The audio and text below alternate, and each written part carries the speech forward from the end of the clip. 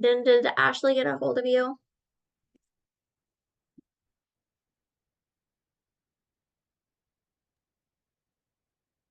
Did you say me? Yeah, did Ashley get a hold of you? No. Okay. Check your email from the front desk or from Ashley. I think she had some onboarding questions or something. Oh yeah, I see it here.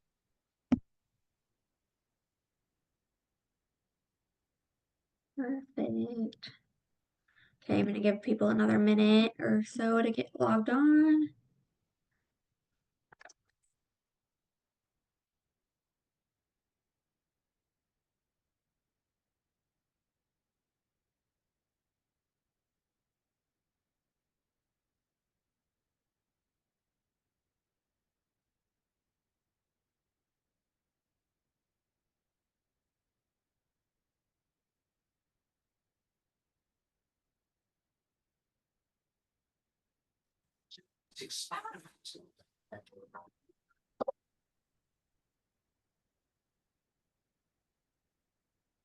Okay. Brendan, you want to get us started with our accountability today?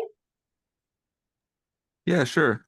Uh, Yesterday I talked with the friends that I had a meeting with a week ago, and they said that they want to go with me, but that they're going to go a bit slow. So I'm thinking after I join the RMLS, I'll send them the paperwork. Nice. Okay. Good job. Joanna? I was working this morning with sending some letters. My goal is to send some information about how is the market, try to motivate some buyers. Excellent. Good. And Taylor? Yeah, I went to the seller carry class at the market center yesterday and got some CE. And I was actually curious, is there something I'm supposed to do once I have that certificate or? So you'll just hold on to them for now and can file them away. You won't need those type of CE credits until your second renewal because Okay. everyone's first renewal has to be the 27-hour advanced practice course that you do online and then the 3-hour law and rule. So it's just good for the information for Okay, now. thank you. Donnie, how's your business going? Good to see you on here. Everything's going pretty well. We managed to sell through our listings at the beginning of the year and help the buyers we had. And so we're going through with some research on some new listings, and I'll be reaching out to one in Springfield, hopefully to get listed before it gets foreclosed on. Nice. Yeah, that's good. Good. Perfect. And Brent, nice to see you on here. How's your business going? Good. I've just been focusing more on cultivating the relationships that I have already with people and reaching Good. out. It's kind of going at a steady pace right now, but with all the working pieces of adulting and my two careers going on right now, I'm doing the best I can with my time. Good. Yeah, time becomes really important.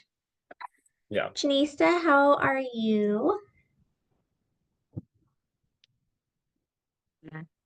I am doing good. I am currently trying to gather all information of my neighbor, and I think stuff I after I complete all the information, I will start sending them to get networking Good. and yeah, introduce myself there out there. That's it. Yep, can't be a secret agent, like we say. You have to let everyone know. Perfect. Well, today we're going to have Stephanie Coates. She has been a top producing real estate agent in the area of Eugene, going on 19 years. She started at Keller Williams Realty in 2006 at the age of 18 and has since built a team, served nearly a decade on the ALC, and helped over 1,000 families locally achieve homeownership. She has experience with buyers, sellers, investors, commercial property, leasing, bare land, and distressed real estate. Stephanie was the recipient of the 20 Under 40 award in 2017, a graduate of the Leadership Eugene Springfield program in 2021, and the winner of the Register Guard's Best Real Estate Agent Award in 2023. In her free time, she enjoys hanging out with her husband, Bronson. They have a 2-year-old, Arnie. He just turned 2 yesterday, and they just welcomed a sweet baby girl last April, McKendry. So I know that she's coming from one appointment. She should be here any minute. Anyone have any questions while we wait a couple minutes for her to get on? I have a trouble with the document that you sent yesterday. I Oh, can, you can open it. yes, I think it's the format. I don't know, it's the say this PDF, but I don't know sure it is PDF. Yeah, I don't know what happened. I resent it to Q and it did work. So let me resend it to everyone else.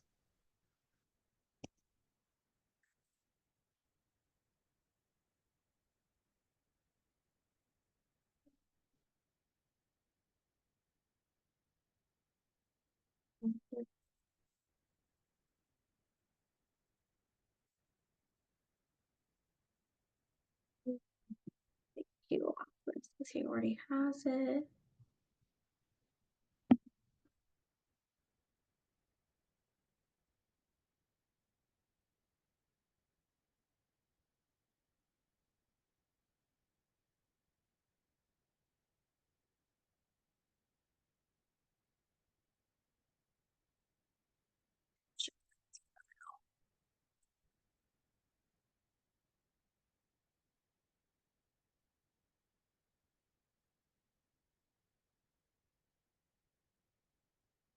It. Everyone updated their bingo cards lately. Gotta check in with those, see what tasks you need to get completed still.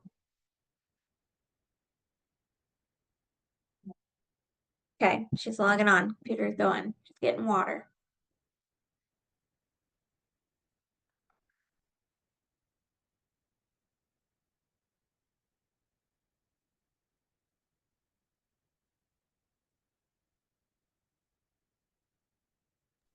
I can see the document now, Mara. Thank you. Yay, okay, good. I don't know what happened. I did the same thing both times, but one of them got funky, I guess.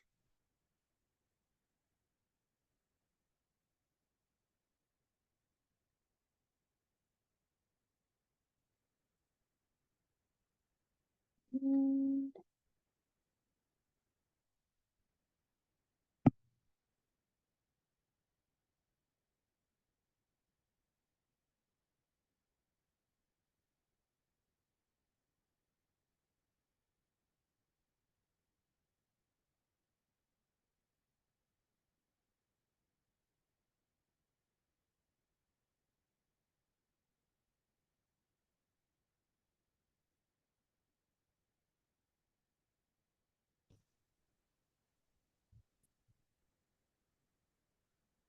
Let's see if she needs technology help.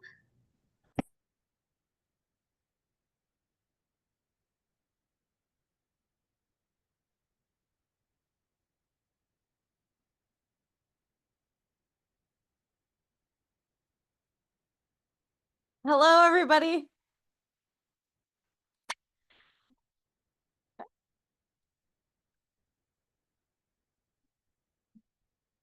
I'm also gonna turn your little ding dong sound on in case. Yeah. Okay, so you just do share, desktop, share. Oops.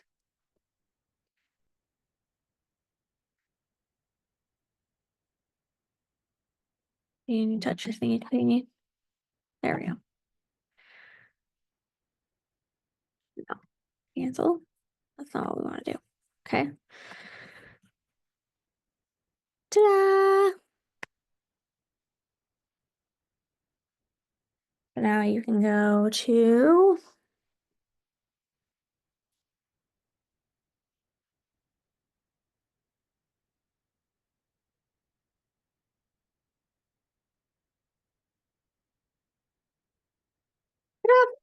Perfect.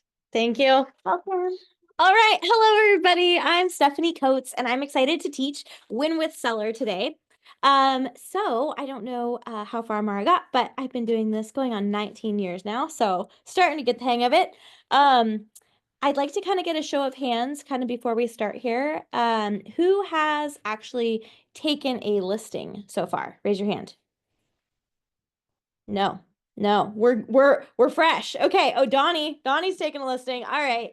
Donnie's taking a few. Okay, cool. I just kind of like to get an idea of my audience because I don't ever want to share too much or share not enough, depending on kind of where you guys are at with everything here. So, Win with Seller. So we will start here. I'll go through your books with you here.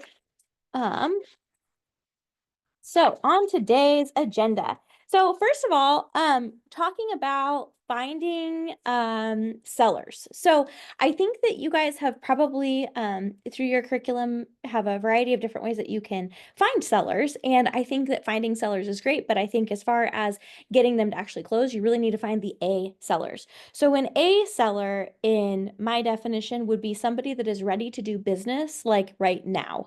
And if not, maybe right now, today, like let's say within the next 30 days, they're ready to put their house on the market. The house is ready to go. That would be what is considered an A seller. So if you find an A seller, then you certainly want to follow up with them differently than you would somebody that's kind of like a B or C seller. And probably how I would work to kind of define how you figure out who is in an A position, B or C position would be kind of based upon like their motivation. And then also, of course, if the house is ready to go. So a couple examples would be an A seller, like I have some right now, and they have got she's starting a new job, and it's on the East Coast, and so she does have to be there. She has a date by which she has to start the job, and so she does in fact have to sell the house here, and she's got timelines set, so she does have to sell. So that would be an A seller because she's motivated to do so and also has a time frame attached to her motivation. Somebody that would be an example of like not an A seller would be like, yeah, we really need a bigger house because, we just really would like to have a little bit more room for the dogs, or we just would like to be in this other part of town, but they don't really have any, particular reason motivating them to have to sell the house and have to move. Right now, I would say, again, I've been doing this for a while. My last like year or so, most of the people that are selling right now are selling due to kind of A reasons. So death, divorce, bankruptcy, going into assisted living, or job transfer. And unfortunately, I think that's just kind of the nature of the market that we're in right now. Most of the people, and I think statistically speaking, it's something like 70% of people that have mortgages have them under a 4% interest rate.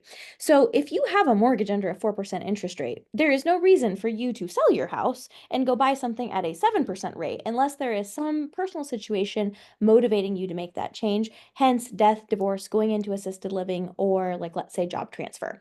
So I think right now, you probably have better odds of finding an A seller. Like if somebody's calling you and saying, I need to sell my house, there's probably a pretty compelling reason, because if they did not have to sell their house, I guarantee you they would stay there and they're not going to give up their 3% rate.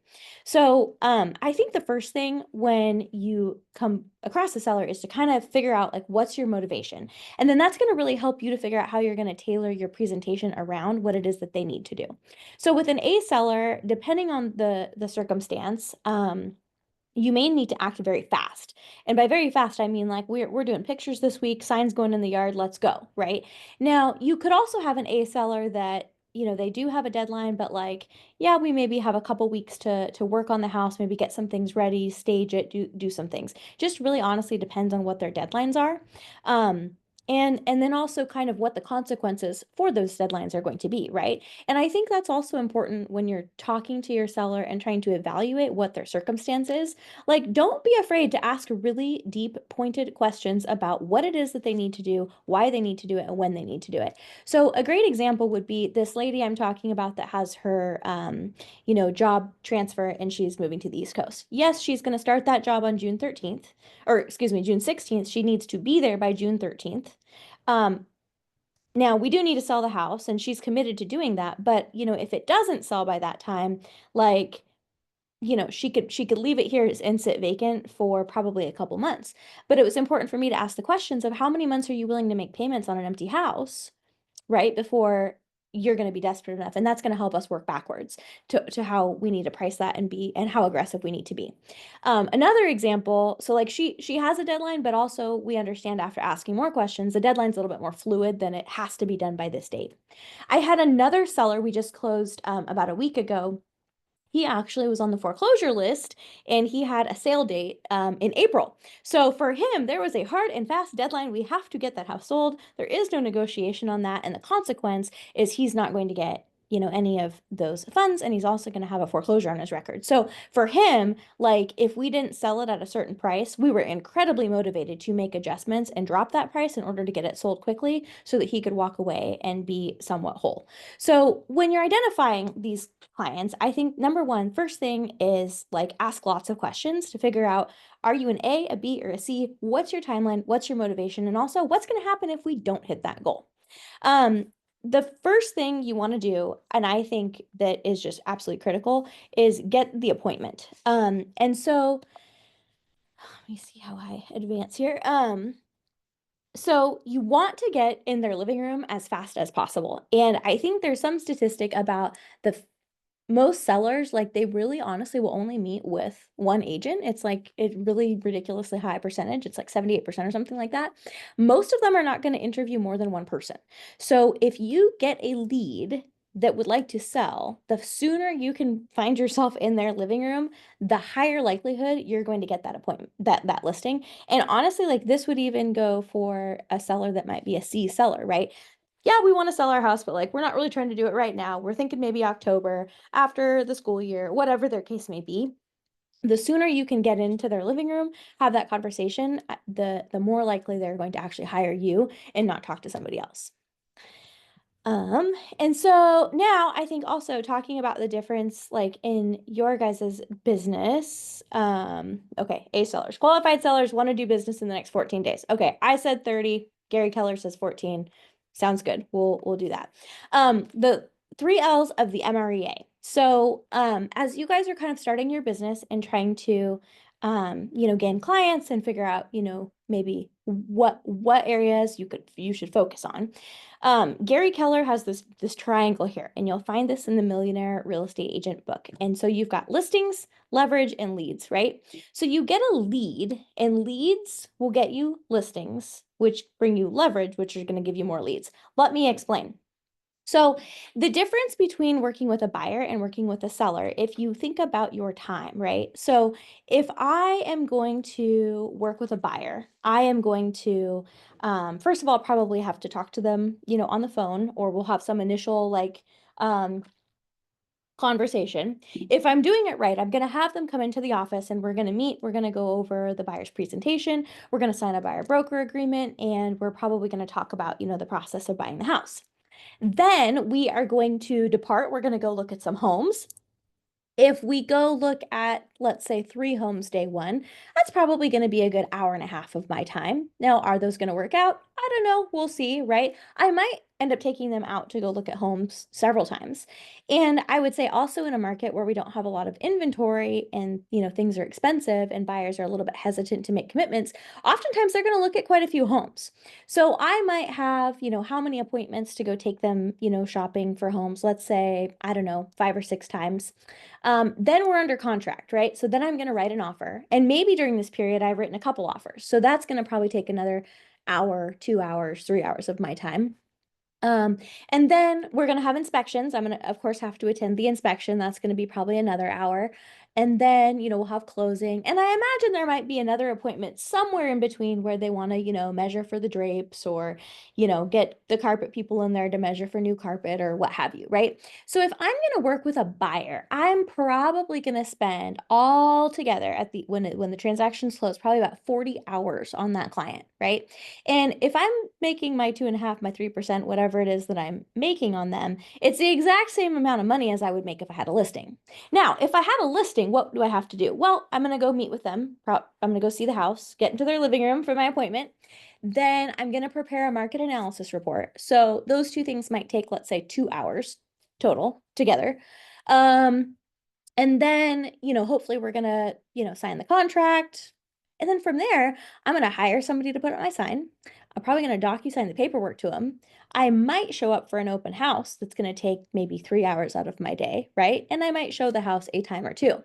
When I'm all done with that listing, really, the amount of time that I probably have spent on that listing is, let's say, 5 hours, right? So you're going to make the exact same amount of money. With a buyer, you are going to literally spend 4 or 5 times the amount of time working with that client as you are the seller, where again, you're going to have a lot more time. And if you have more time, what do you have? Well, you have leverage to go get more listings.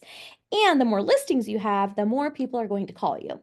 And I would also argue that right now, I think we're kind of in a funny little time where we've had this whole commission lawsuit thing happen and people are a little freaked out about it. And so I think buyers, some of them that have read up on this, they're a little bit nervous about how to kind of navigate this.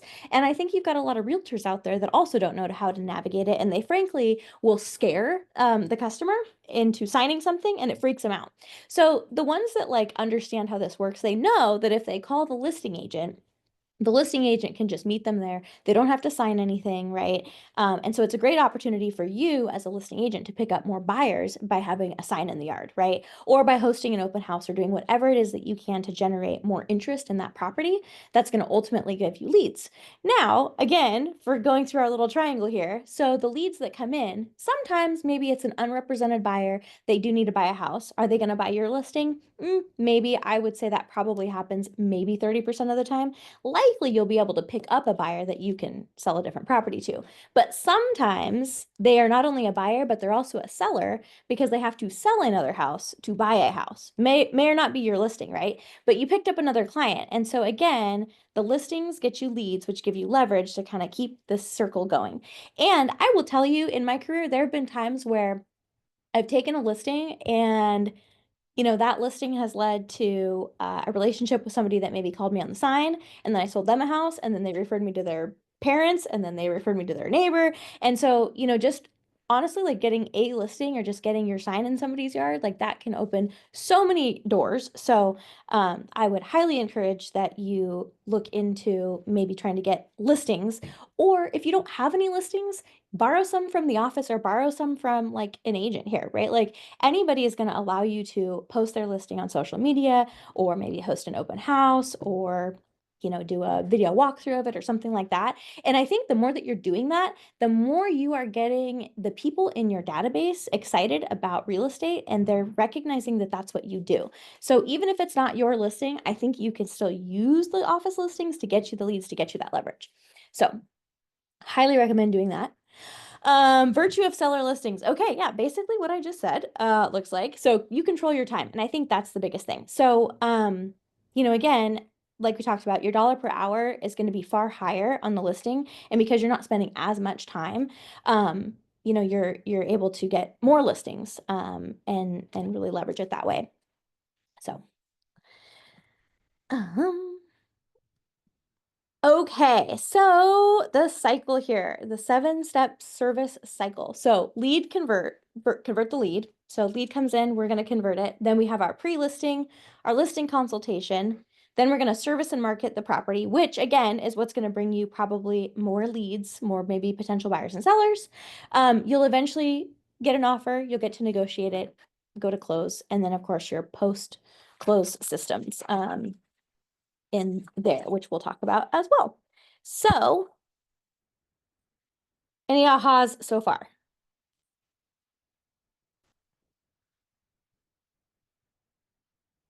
No. Okay. Next.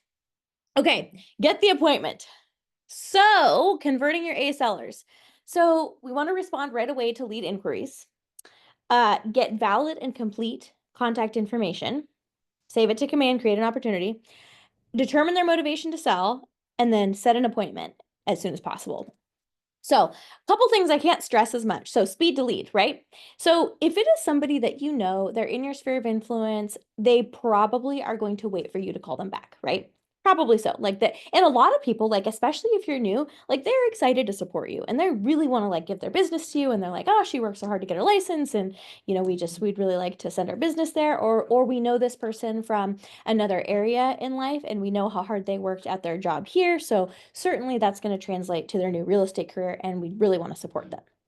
So if with somebody that you know, you probably have a little bit more time to maybe not call them back. I wouldn't recommend waiting, but when it is a internet lead, like let's say if you're going to ever pay for like Zillow leads or something like that, speed to lead. Like if you don't respond in 30 seconds, like that lead is gone, they're going to call the next person because you are nothing but a number. There's a lot of people with real estate licenses. You don't really matter. What they are seeking is information. And if you do not give it to them immediately, they will move on. So just understand that's kind of the nature of the business with those that you don't know. And I think that I will also say that like when I started, I was 18. So it was a little bit difficult for me because I was very young. I had sold Girl Scout cookies last week, and this week here I am to sell you a house, right? And so people didn't take me seriously. And one of the ways that I was able to really combat that was I responded right away. I showed up really prepared. I over prepared and I did more than my competitors that had been doing this for 20 years. And that is how I nailed their business. And so I think as a new agent, if you take that tactic and just basically go guns blazing, like you're going to get those deals left and right because you're going to over prepare better than the people that probably, I mean, just to be, not to be mean, but like, yeah, they're more qualified than you are, right? But if you show up better and are more prepared for the appointment, have all your stats together, like, you're going to beat them 9 times out of 10 just because of how you showed up and the information that you were able to provide. Get valid and complete contact information. Okay, yeah. So the one thing I would say with A sellers, and especially when you're new, you want to make sure that you are talking to the decision maker and that there's no additional decision makers that you should also maybe be talking to as well. So what I mean by that, in a couple scenarios that I'll give you, would be sometimes somebody will call and let's say you pull it up on our lid and you notice that there is maybe another seller, another name on there, right? So you always want to ask them, okay, so hello, Mrs. Smith. Yeah, so I'm seeing that John Smith is also on the title here. Is John Smith available to meet as well? So what you'll find out is either John Smith, they are getting divorced, right? Or John Smith is dead, or, oh no, he's alive and he's my husband and he'll be there too, right? But you kind of always want to know if there's anybody else that you're seeing on the county record, what is the situation with that person? And a couple examples of that can get a little into the weeds, but good to just kind of know. So I had a situation, this was years and years ago, and I was not new, but I guess I hadn't had this come up before. So it was a house where mom and dad had owned it forever. They had both passed away. Mom had just recently died. There was like 5 kids, and I was working with one of the kids who was the executor of the estate. And we listed the house, we got it pending, we were getting ready to close. And when you have somebody on there that is deceased, you do have to actually provide the original death certificate to the title company because they have to go to the county and record the original death certificate because they have to prove why that person cannot sign. Well, of the 5 kids, nobody knew where this death certificate was. One brother thought the other brother had it and they couldn't find it. And anyway, long story short, we had no death certificate. So they had to contact DHS. And I will tell you that DHS really did not care that we were trying to close next week. And so they said, yep, it takes 6 weeks for us to produce a new death certificate for you. So anyway, it ended up delaying our closing. So a lot of these conversations, like if I had understood that and known that from the beginning, I would have let them know like, hey, we're going to need this original death certificate. And they probably could have prepared for that a little bit better. Thankfully, the buyer was very gracious. We got it done, but it ended up kind of putting a big monkey wrench in our transaction at the last minute because nobody could find this document. So, and then that's also something where, like, if you think about your sellers, like a lot of times you're dealing with them at a very stressful time in their life. They say that the 3 most stressful things are death, divorce, and moving. And unfortunately, we deal with them when they're doing one, sometimes they're doing all 3. So they're stressed out, right? And so it's easy to misplace paperwork. So a lot of times if you have that conversation with them up front, then it's kind of before everything's in boxes and they're totally frazzled because they're trying to load the moving van. So always find out, is everybody on title, living, are they deceased, and then maybe advise them that we are going to need that original death certificate. Copies will not suffice, so they need to find that so we can get that prepared. Another thing with that too, if I ever see that the property is in a trust, and let's say I've got maybe a kid that's trying to sign on behalf of that, I always will contact the title company and have them review the trust documents ahead of time, because you'd be surprised, a lot of times a trust or a power of attorney does not actually grant them the permission to sell the property. And so again, that's another thing that you kind of would rather maybe know ahead of time. And especially if you're new, I think your seller is going to think that you're taking extraordinary care of them by getting this process out of the way in the beginning. And I think it's also a way for you to continue to be able to secure that listing, because they're seeing how much effort you're putting into up front to make sure you don't have an issue down the road. The last one that has come up a lot that I think is important to know about is divorce. So people get divorced all the time. And a lot of times you will see that like husband and wife, they bought the house, they own the house, then they got divorced. And in the divorce decree, it named that, the husband got the house, right? So husband and wife think, yep, we got divorced, divorce is final, things are good. I got the house, divorce decree said so, here you go. They go their separate ways. Well, unless they did a refinance, guess what? Wife still owns that house and she's still going to have to sign for that house. So I've had this happen before where, they thought that they took care of this with the divorce decree. And unless they actually went down to the county and recorded a new deed and or did a refinance, that other trailing spouse still is going to have to sign all the documents to sell the property, and they're going to have to sign at closing too. Now, sometimes that's an amicable situation and we know where they are. Other times we don't know where they are, or they do not have a good relationship. And guess what? They're not going to be very interested in helping to sign documents. So that'd be another thing to just kind of think about up front when you're having that conversation. And it's really just going to help the process be a little bit smoother so that you don't have these things kind of come up at the last minute. Okay, determine their motivation to sell. So, I mean, really, I think the best thing you can do is ask a question and shut up. So, hey, what do you, why are you selling? And just let them talk. And people will tell you more than you ever wanted to know if you just ask a very simple question and then just let them talk. Now, the things that I would, that you're trying to nail down are like I said earlier, like, is there a timeline? And then, maybe just ask like a probing question of like, well, what happens if you don't meet that timeline, right? Because in a minute we'll get into price, right? And so if let's say the house is worth 500 and they are dead set on listing it at 650, you and I both know it's not going to sell. So it's a good it's a good way for you to kind of figure out, okay, how long are we going to let them hang out at 650 before we have a real difficult conversation of, yeah, okay, we need to cut our losses here and get it sold.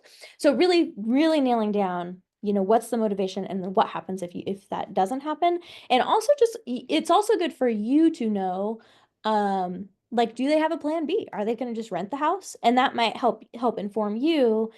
I don't want to say how much effort you put into it, but like, if like, yeah, if we don't get an offer in 2 months, they're just going to rent it, then that might maybe help you plan your marketing strategy a little differently. So set an appointment, time and date for as soon as possible and send the pre-listing packet. Okay, so I would agree, set the appointment. Yes, do it as soon as possible. And I think that's important because you want them to have called, you answered the phone, you made the appointment, that they've checked that off their list, right? They're not now going to go seek another real estate agent, and they're not going to go back to work and talk to their colleague and they're going to say, oh, no, you need to use my agent, right? You want to nail that down as soon as possible so that they hopefully don't go looking for somebody else. Pre-listing packet. Okay, so we're going to go over that. I don't really do them, just be straight with you.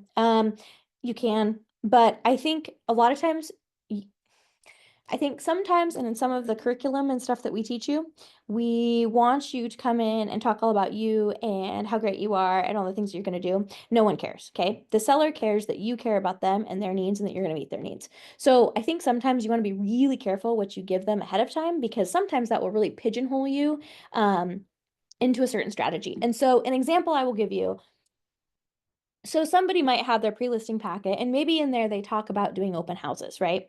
Now, I'll do an open house, but also I have some sellers that absolutely do not want an open house. I have some that like work in law enforcement that's they're very very private. And just people that are just like, no, my neighbors and I don't get along. I don't want you have an open house. They get very touchy about that. Now, if I showed up with some fancy pre-listing packet and it talked all about my open house strategies, they're gonna think, oh, that's what she does and that's how she does business. So yeah, I can't go with her because I don't want an open house here, right? So sometimes I think you just want to be like careful not to put anything in there that is going to be too tailored to a certain like demographic of the market, right? And then also like I think you kind of want to be all things to all people. Eugene is really too small to say I'm going to specialize in condos or I'm going to specialize in farm and ranch or I'm going to right. So like you also kind of want your anything you give to them that's not specific to their property to be very generic, right? Because otherwise, again, they're going to kind of think, well, yeah, I mean, she really just looks like she just does horse properties and gosh, I just have this little house in a subdivision. Like that's probably not the agent for me. So again, be cautious about that.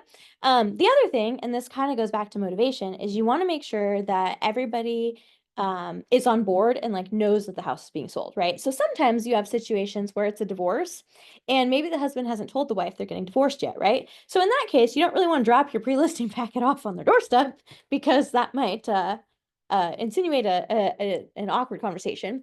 Another example would be I have a lot of times clients that own rental properties that will call me and ask for my assistance to sell the rental.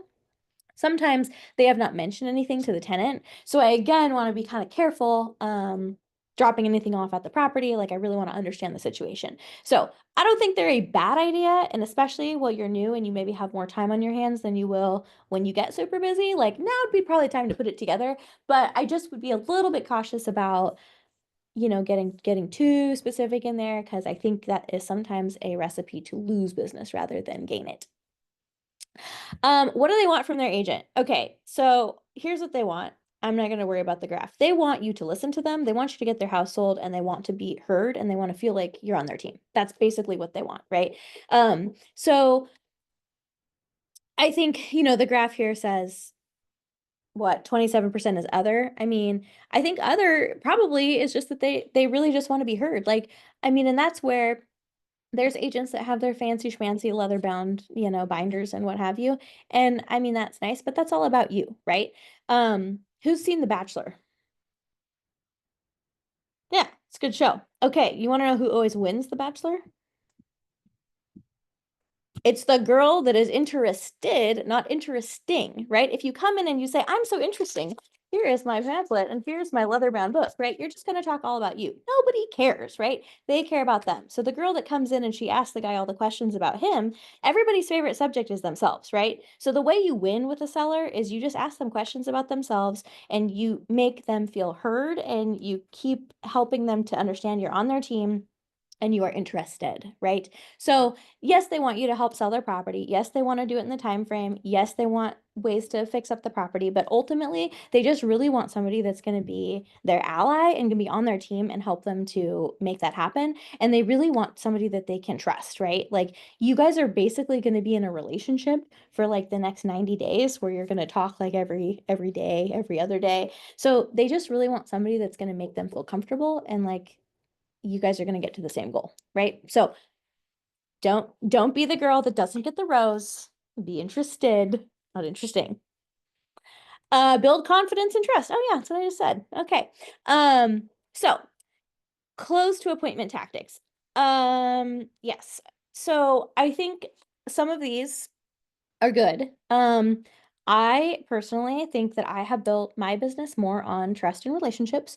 So I typically do not use these types of psychological manipulation tactics. However, I do believe there is a time and place. So I think it would behoove you to study up on them and learn them and get some scripts. But I think also like they don't want to use car salesmen, right? Like they want somebody that's truly going to help them and like understands their situation. And I will just be straight with you. Like right now, again, my last year, 2 years, most everybody I have dealt with is selling because there was a bad situation. It was somebody passed away, somebody went to assisted living, they're in memory care, they don't have money to make the house payment anymore, or they have to sell it for, Medicaid, so they can get the benefits.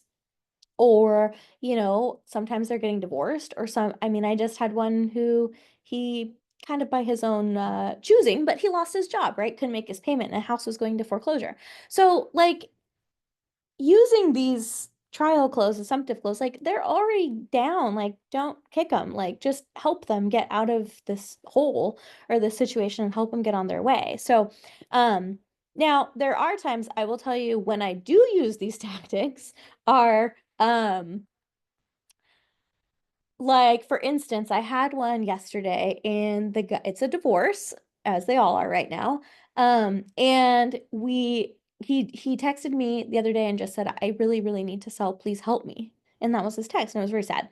And so then we get this offer, and it's a fantastic offer, close in like 2.5 weeks. Like he doesn't have to make the next house payment. Like this is great.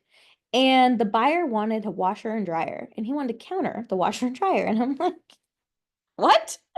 So yeah, so in that situation, you bet I'm gonna do the negative positive and the take back close. Oh, okay, well so you really want to kill the deal over the washer and dryer? No. Okay, well, I mean, over a used appliance, really, we're gonna lose $825,000?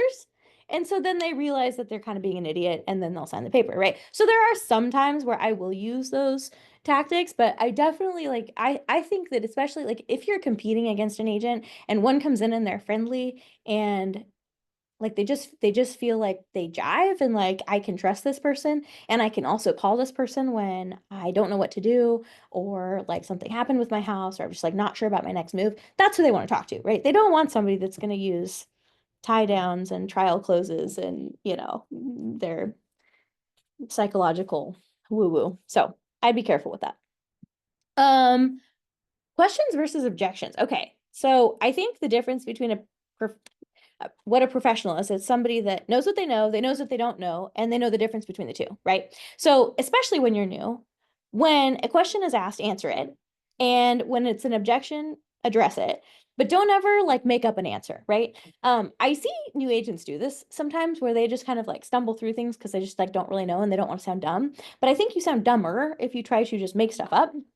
I would just say, that's a great question. I'm gonna have to go talk with, you know, my mentor or Mara or whoever. Let me check, let me get back to you. And then get right back to them. And then they'll be totally fine if you didn't know the answer.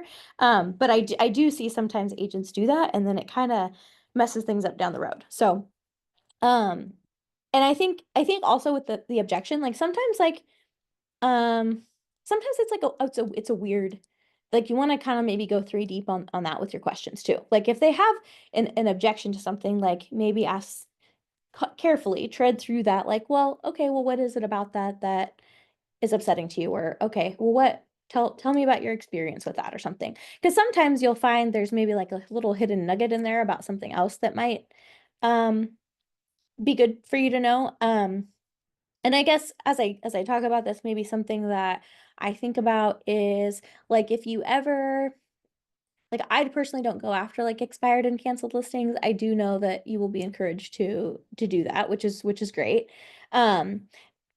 There have been times in my career where maybe I haven't solicited that type of business, but somebody that had their house on the market previously will call me to list their house. And they will give me the laundry list of all the things that the other agent did wrong, right?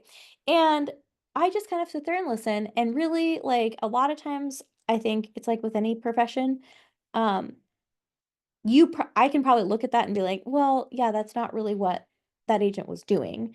But you can see how the seller sort of interpreted that action or what happened. And like they might totally be incorrect on their assumptions, right? But sometimes if you just kind of listen to them, it'll clue you into like, okay, so their fear in this whole process is losing money, or their fear in this whole process is being taken advantage of, right? Like if you just kind of listen to like what it was that made them upset about the last transaction or whatever it was that they just went through, a lot of times you'll kind of glean some tidbits on maybe how you can make this process be a little bit smoother for them. And again, a lot of times the things I will hear them say, like, I'm kind of like, okay, well, yeah, that was probably normal, but I see how the agent made you think that was bad or, so anyway, just maybe good to just like listen and again, ask lots of questions. Any ahas?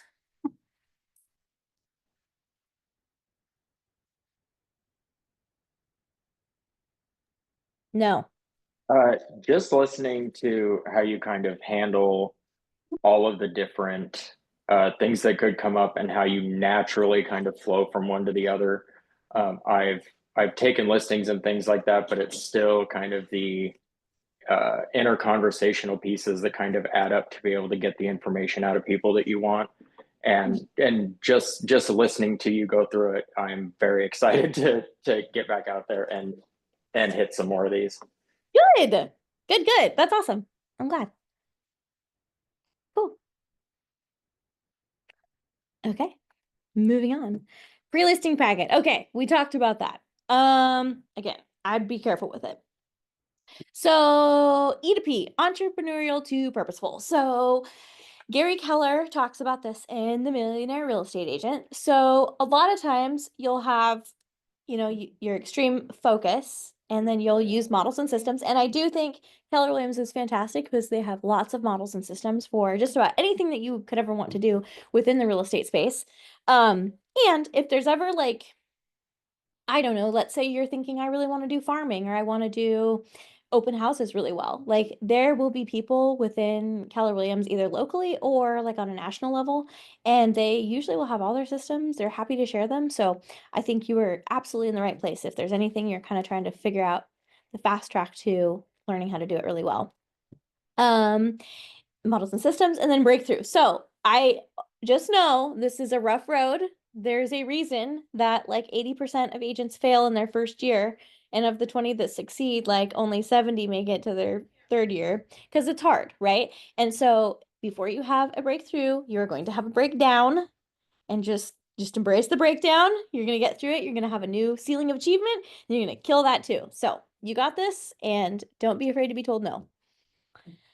Pre-listing packet goals. Okay, so yeah. I mean, I think again, you want to build the confidence and answer questions, and saves time, I suppose.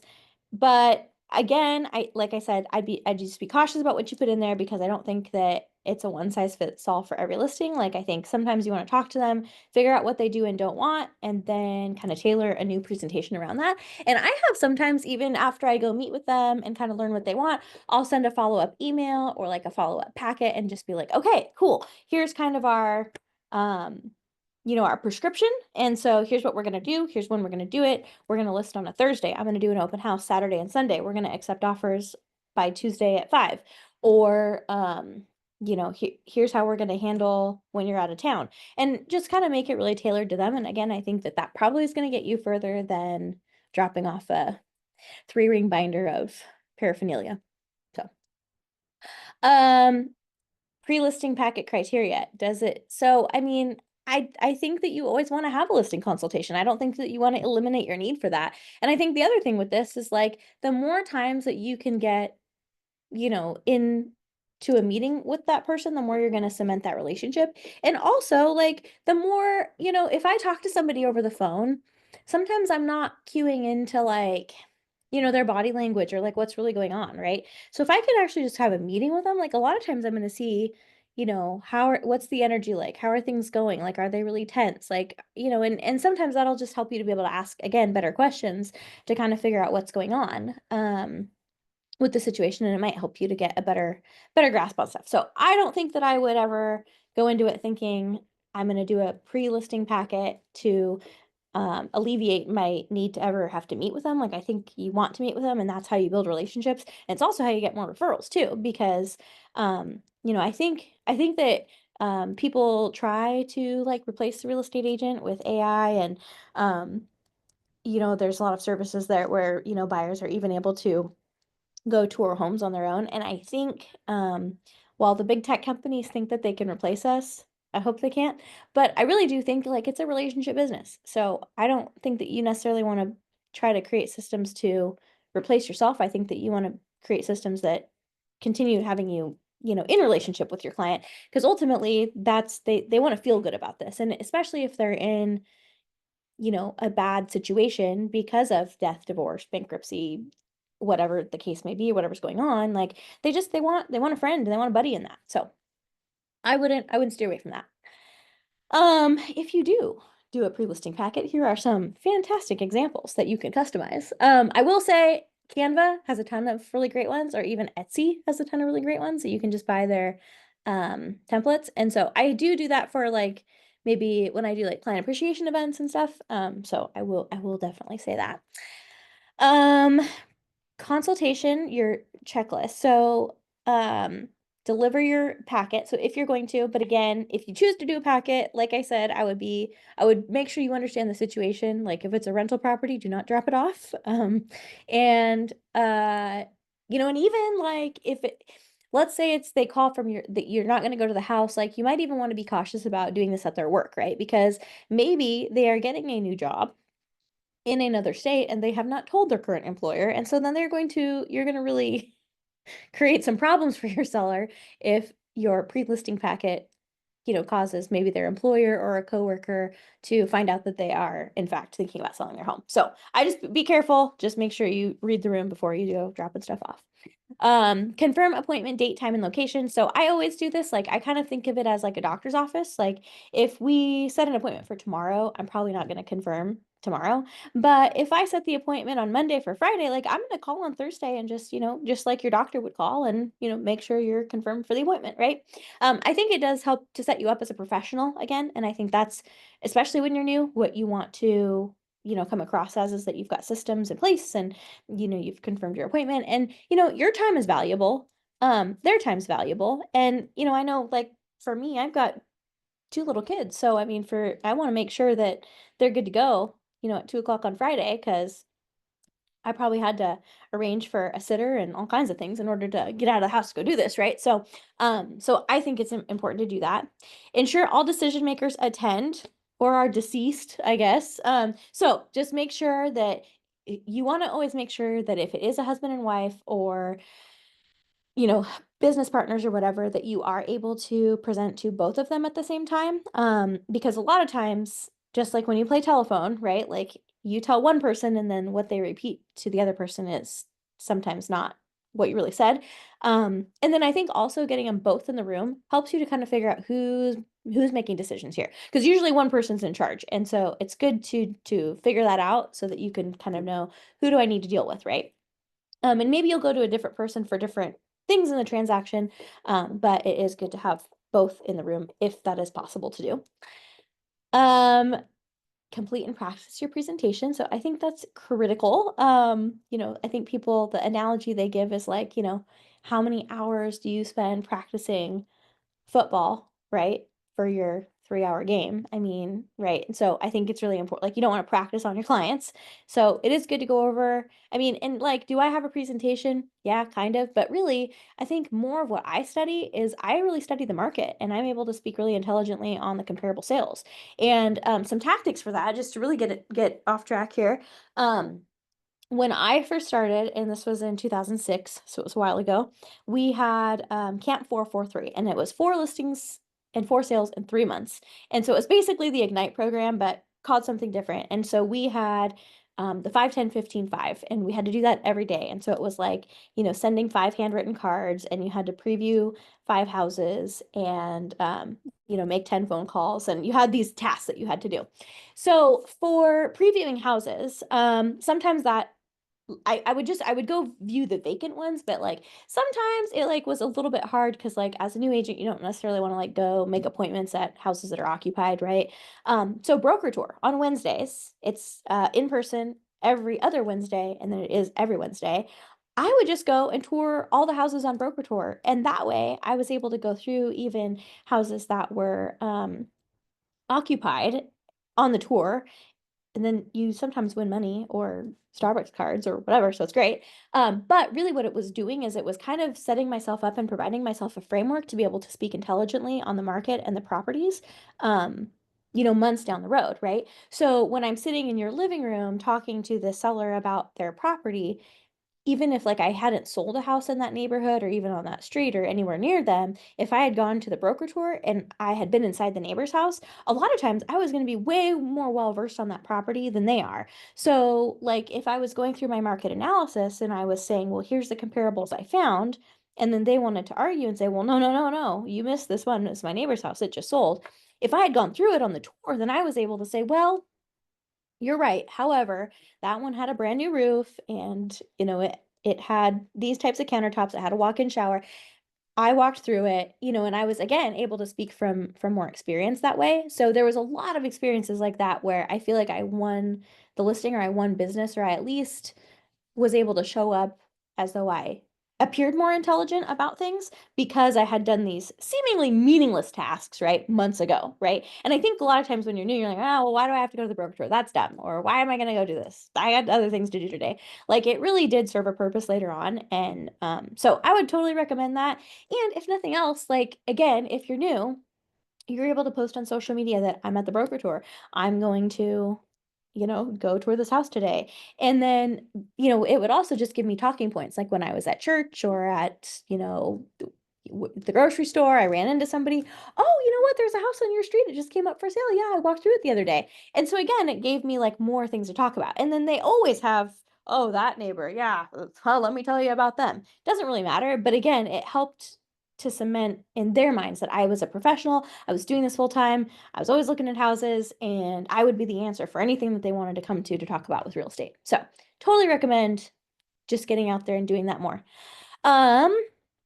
Let's see, practice your review your lead sheet and then get to the listing presentation in a professional manner. Yeah, that's probably good. The only thing I'd add to that is again, know your audience. So, I mean, I think like, yeah, you want to like show up on time, show up a little bit early always. Be prepared, have all of your, materials ready to go.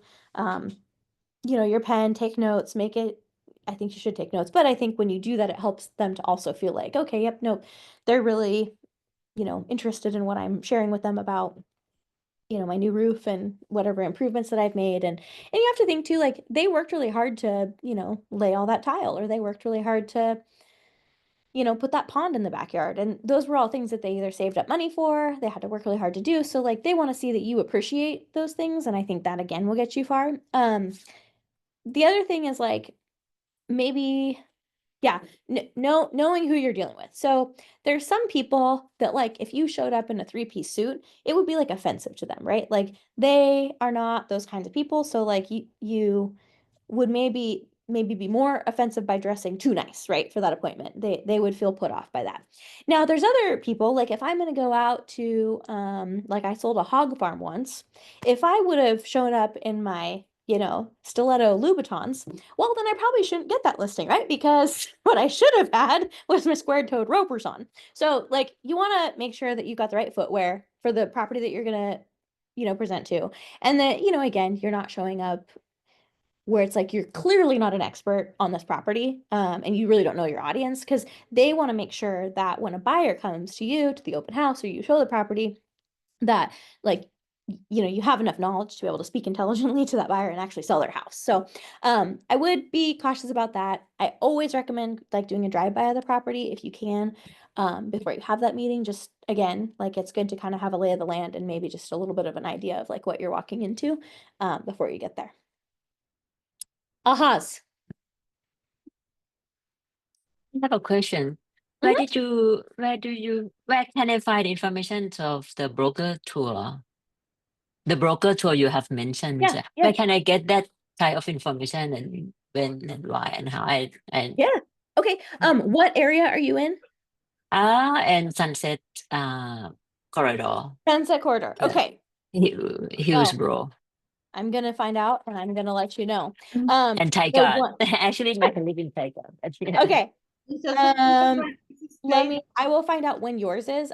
The one in Eugene is it's on Wednesdays and we do it once a week. But I know most like areas have that, like Bend has one. So it's probably somewhere in your MLS to find it, but let me find out.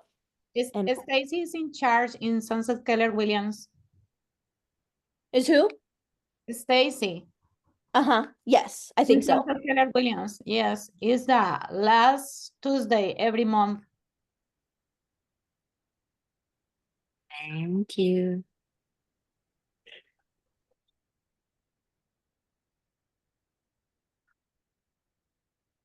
Okay. Cool.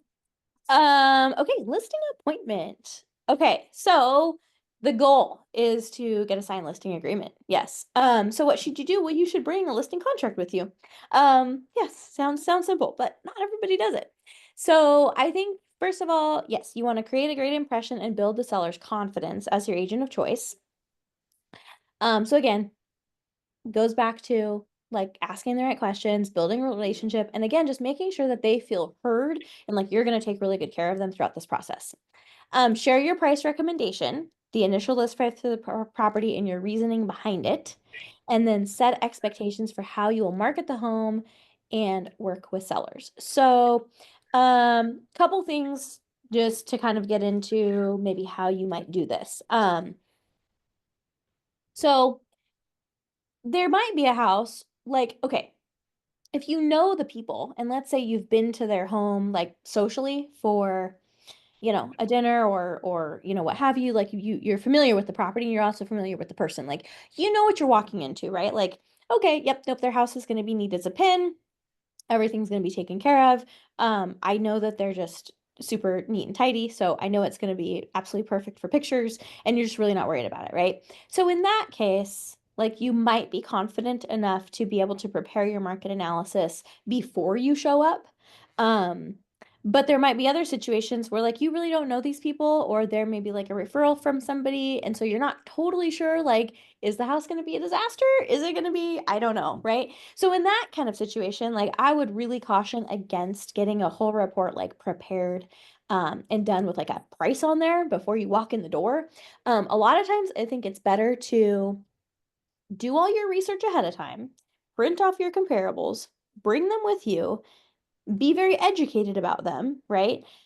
So that you can have a conversation with them and also be able to give them stats like what's the average price per square foot, what's the average days on market. That you want to be able to have talking points, but sometimes you don't necessarily want to walk in the door to the appointment with a document that says what you think it should be listed for, because frankly, you haven't seen the house, so you really don't know, right? So I'd be kind of careful about that like before. And sometimes what I do as I set the appointment, I do all my research. And so I like think I know what I'm going to recommend, but I will wait until after we've had a chance to visit, see the house, look at the improvements, and then I might say, okay, great. Well, thank you so much for having me. I'm going to go back to the office. I'm going to prepare my report and I will have that to you, later today or tomorrow. And then it helps us to kind of be able to go from there. So that's usually how I might recommend to do that. And again, like if this is a house in a subdivision, right, and there's going to be 10 comparables in the same cul-de-sac, like, yeah, probably pretty easy to do. Like I'd probably be more confident. Let's say this is country property. It's 5 acres, like it's something like that. Like I, again, probably be a little bit more cautious about assigning a value because there's a lot of other factors that would go into being able to price that property, especially if I hadn't seen it yet or walked the property. So I would just be a little cautious about how you approach that. Set expectations for how you'll market the home and work with the sellers. So I think that's important, but again, this is not about you. This is about them, right? So find out from them. How do they want to be communicated with? What do they want out of this process, right? Like, I know you guys have probably learned about like the DISC personality profile. And so with that, you're going to have a variety of different ways people are going to want to be communicated with. So like a high D, they probably just want like a text, right? Like just a quick text, like, and they probably want it like Monday morning at 7 a.m. That's how they want to be communicated with. They want to just know that you have it handled and they don't have to worry about this because they got other things to do.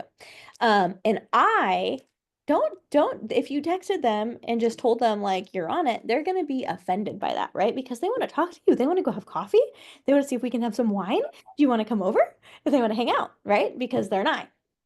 An S is like super nervous, right? So an S is probably somebody you're gonna have to maybe set up like, well, we're gonna meet every 2 weeks or every month, to talk about your property and like what we're doing in our strategy, because they're scared to death of moving. Like the S's biggest fear would be change, and so that's what they're worried about, right? And then a C, they just want data. So a C, what you're gonna want to do is probably provide new statistics for them, like at least once a week. And so that's going to be more graphs and spreadsheets, and you have to actually watch the market and kind of anticipate what's happening and how much that house dropped in price down the street or those types of things. That's what a C wants. They probably don't really want to meet with you. They might, but they're more interested in the data. So I think a lot of times like this, just like with the listing presentation, you kind of want to understand who it is that you're dealing with and how they probably are going to want to receive information. Because again, if you communicate with them a little bit the wrong way, then they're not going you're going to kind of lose rapport with them because they're going to feel like you don't really understand them. So I would probably maybe, kind of keep that in mind. And again, let them kind of direct how they want to be worked with. How the listing presentation meets seller needs and wants. Okay, so then on the presentation, again, like you can put this together and I think like, again, if you guys have time and you're not super busy yet because you're brand new, like I'd customize it. I'd get it all ready to go. But again, I think just know that like, this is maybe like 10% of the deal. Like really most of it is you're selling you, like you are what the product is here. So, you should be in rapport to them. So, oh, good. I acknowledge I am knowledgeable and caring and the best agent for these clients. They will appreciate my expertise and preparation and choose me to represent them as a seller home. So yeah, I think that you're going to be knowledgeable and caring. Now, if you're going to say I'm going to be knowledgeable and caring, be knowledgeable and caring, right? So by being knowledgeable, that means you need to study the market. That means you need to go tour houses. That means you need to attend office meetings. That means you need to understand what rates are doing, right? That's how you be knowledgeable and caring. Like, again, just make sure that you know kind of like what's going on and how you can get them to where they need to be. Okay, in command should be pretty easy. It's very easy to use. Just pop them in there. There you go. Listing walkthrough. Okay, so we touched a little bit on that. So usually like when I do that, and again, so what I'm trying to do in that, like of course I'm looking at their house, but I am also kind of trying to size up like, well, what's their personality profile and what are they going to want from me in this process? So again, a D is going to walk me through, it's going to be fast. Like I'm not going to know what happened. Like boom, boom, boom. Here's the house. Okay, what do we do? Like they don't really want to talk, right? And they're gonna spend 10 minutes talking about their day and their kid and that they had coffee at the new coffee shop and my outfit and right, like that we're here for the party, right? Like they just want to be friends. And S is going to be very nervous. They are gonna like not really know what to do. You're gonna get oh, sorry. Some nervous energy from them. Sorry. And they're just gonna be kind of scared. Like they're gonna be timid. So they're probably gonna be like, well, what do you need to do? What do you need to see? And so just be like, yeah, just show me the house. Usually I lead with like, yeah, well, why don't you go ahead and give me the tour? And as we're walking through, if you want to just point out any improvements that you've made, or if there's anything that maybe needs work, maybe just let me know, and then I'll kind of take note of that. And then usually my how I do it is get there on time, meet, shake hands, do our greeting. I invite them to lead me on a tour. And then usually I want to end that like back at like the dining room table. We're going to kind of go over the documents that I've prepared, the comparables, kind of talk about things. But while they're leading me through the house, that's when again I'm kind of learning like, okay, what are they sharing with me and what are they not sharing with me? That's what I'm looking for. So like again, the S is going to be nervous. The C, they are going to tell me like the pitch of the roof, the type of architectural style shingle they put up there, what kind of wood is on their deck. They're going to have extreme specificity with everything they tell me about. And they're also going to know exactly how much it all cost.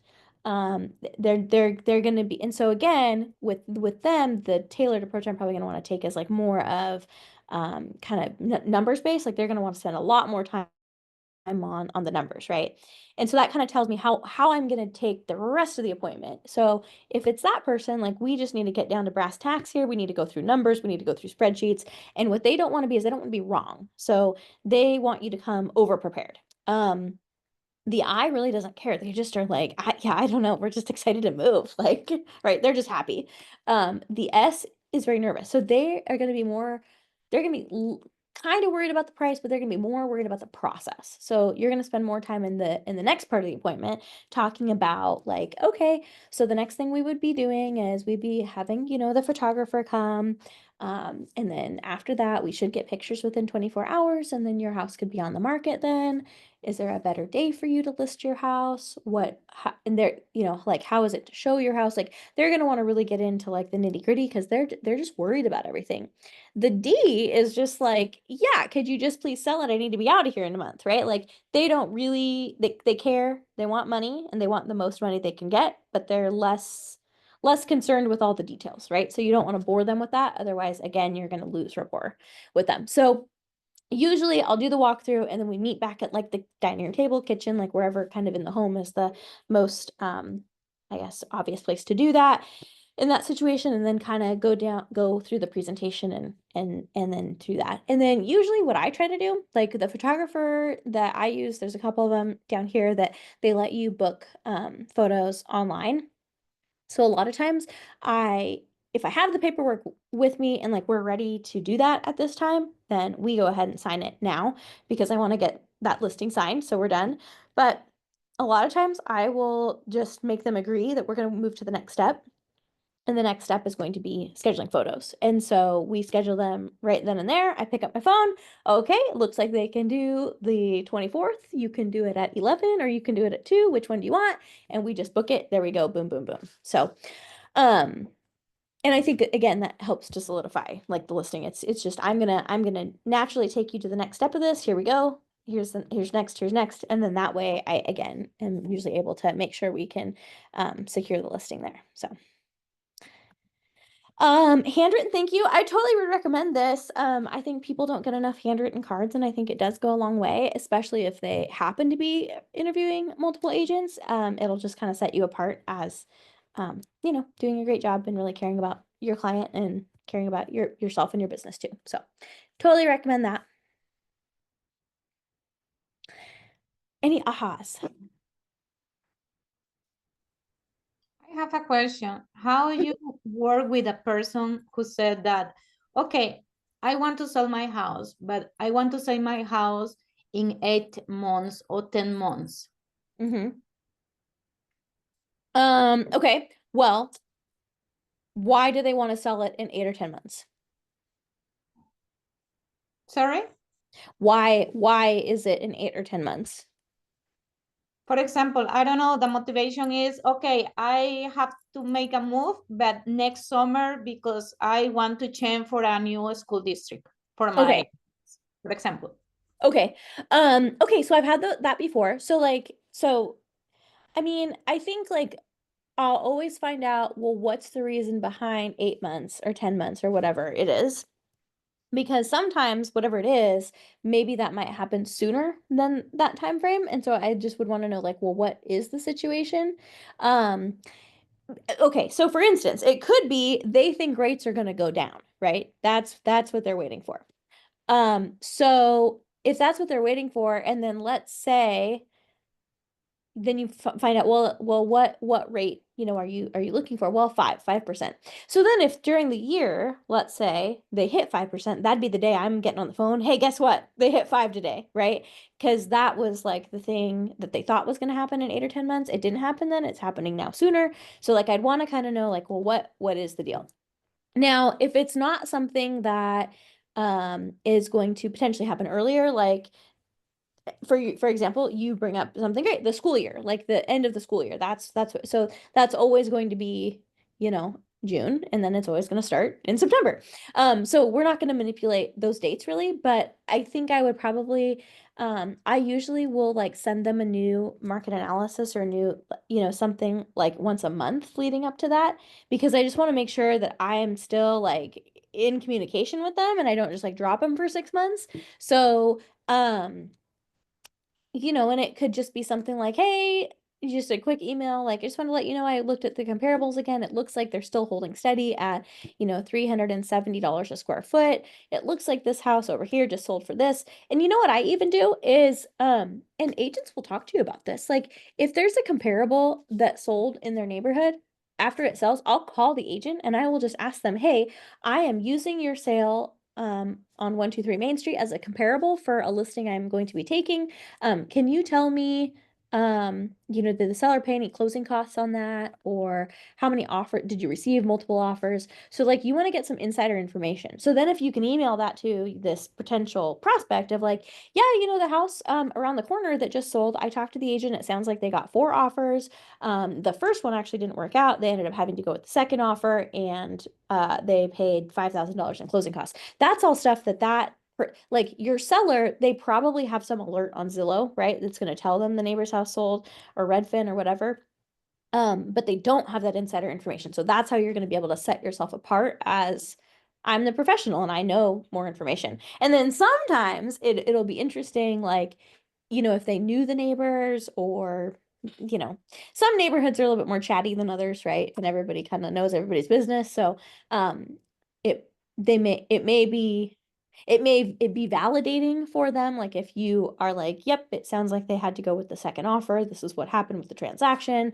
This is who bought it. Because they'll be like, oh, yep, nope, that is what happened. She does know. Yep, she's right. And so I would probably do stuff like that. And then also, like, I think I would always check in with them as though they're going to do business. Like, maybe I would say 45 to 60 days before they told you they were going to be ready, because again, sometimes they in their you got to kind of like figure out, like, okay, well, is it in 10 months because you want to be in the new house in 10 months, or you want to start looking in 10 months, right? Because sometimes they're not understanding, like, no, okay, if I want to be in a house by November 1st, well, gosh, I really have to have an offer on a place by September 15th. And so you're kind of wanting to help them, like, maybe work backwards from that timeline too. So I would probably be calling like way in advance, like 60 days in advance, and be like, okay, hey, I know that you're thinking about, you want to make a move in this month. Like, what are we trying to do? If it's they're selling a house, another thing I'll encourage them to do is go talk to a lender. And I want them to talk to a lender like before we list it. Because a lot of times, like, if they're going to sell that house because they want to buy another one, I definitely like want to make sure that they're, pre-approved and can do that. Because sometimes, especially with rates being so high, it's amazing to me how many people like don't maybe know that sometimes. And so it's really good for them to maybe have that conversation up front, and that way they know, like, okay, if I sell this, I can qualify for this price of a house. And I'm gonna need to get, that 200,000 out of my house, right? And profit in order to do this. So then they kind of like know up front, like, okay, here's the numbers that I'm working with and here's what I need to do. Another thing I might recommend in that situation, that like, this is something I'm doing with some clients right now, is I'm encouraging them to get a pre-listing home inspection done.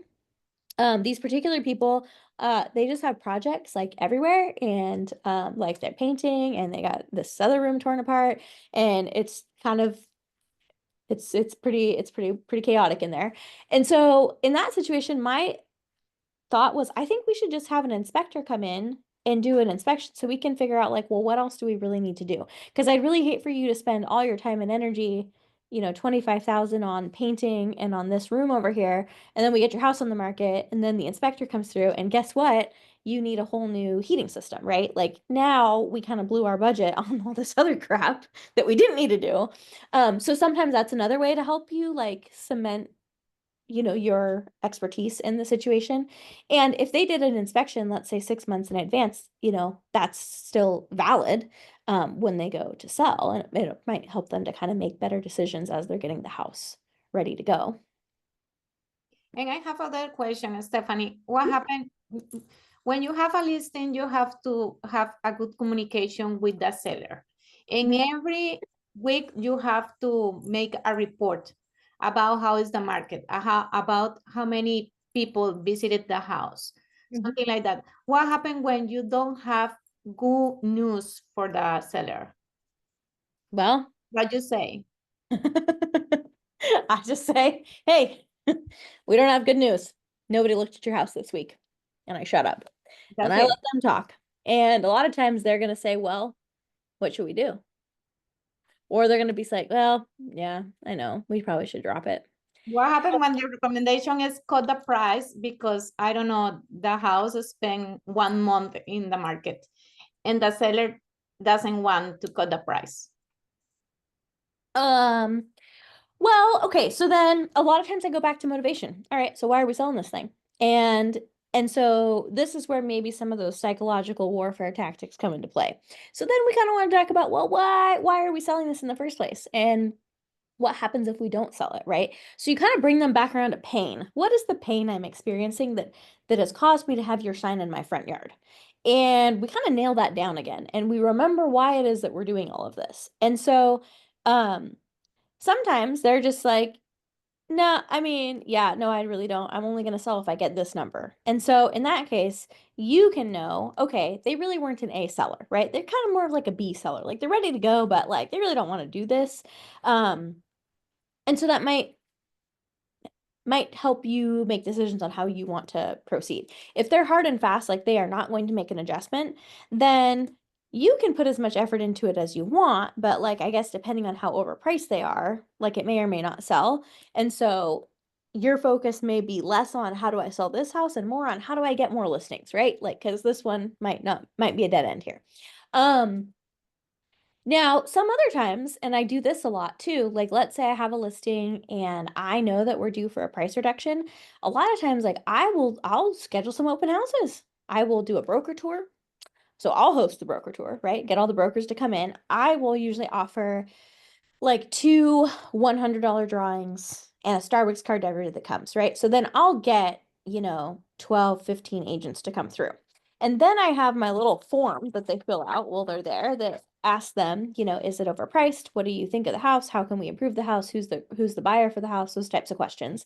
And then all the brokers come in, they leave those on the counter, and then my seller gets to come home from work and read all of them, right? And so a lot of times those are great because those agents are going to leave raw, unabridged feedback about whatever it is that's going on in the house. And it's like, I mean, it is what it is, but it's kind of funny, right? Like sometimes when you tell them something, they just don't listen to you, right? But another realtor tells them something, they listen to them. Why? I mean, I've told you this for 3 months, but okay. So sometimes that's really helpful for them to like be like, oh, so they all came through and they all said we're overpriced? Yes, they did. Okay. Well, I guess we need to drop the price then. What should we do?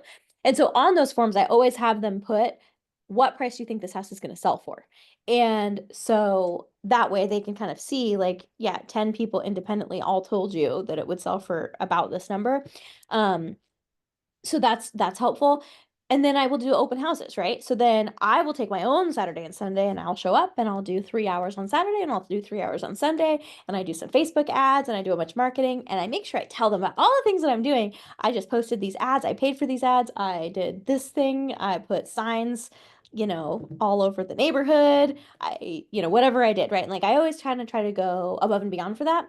And so that way, whenever we have the open house and either nobody comes or I do get a bunch of people through, but they did not result in offers, then I'm able to go back to the seller and say, okay, well, gosh, I did the open house twice and we had the broker tour.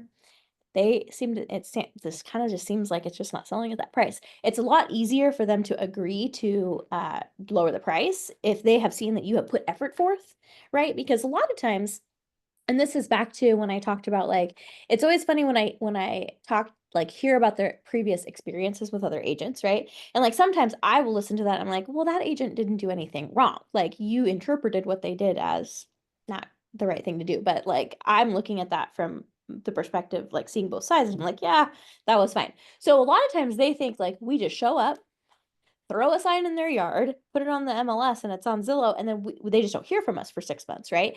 And so that's where they get really irritated whenever the only time we call is for a price reduction. So if you're able to call and give something of value, give updates, offer to do an open house, offer to do a broker tour, see if they need new flyers. Do we need to update on anything on the flyer? Or I did this the other day. I had a house, we had pictures taken. Unfortunately, it was kind of during the rainy season.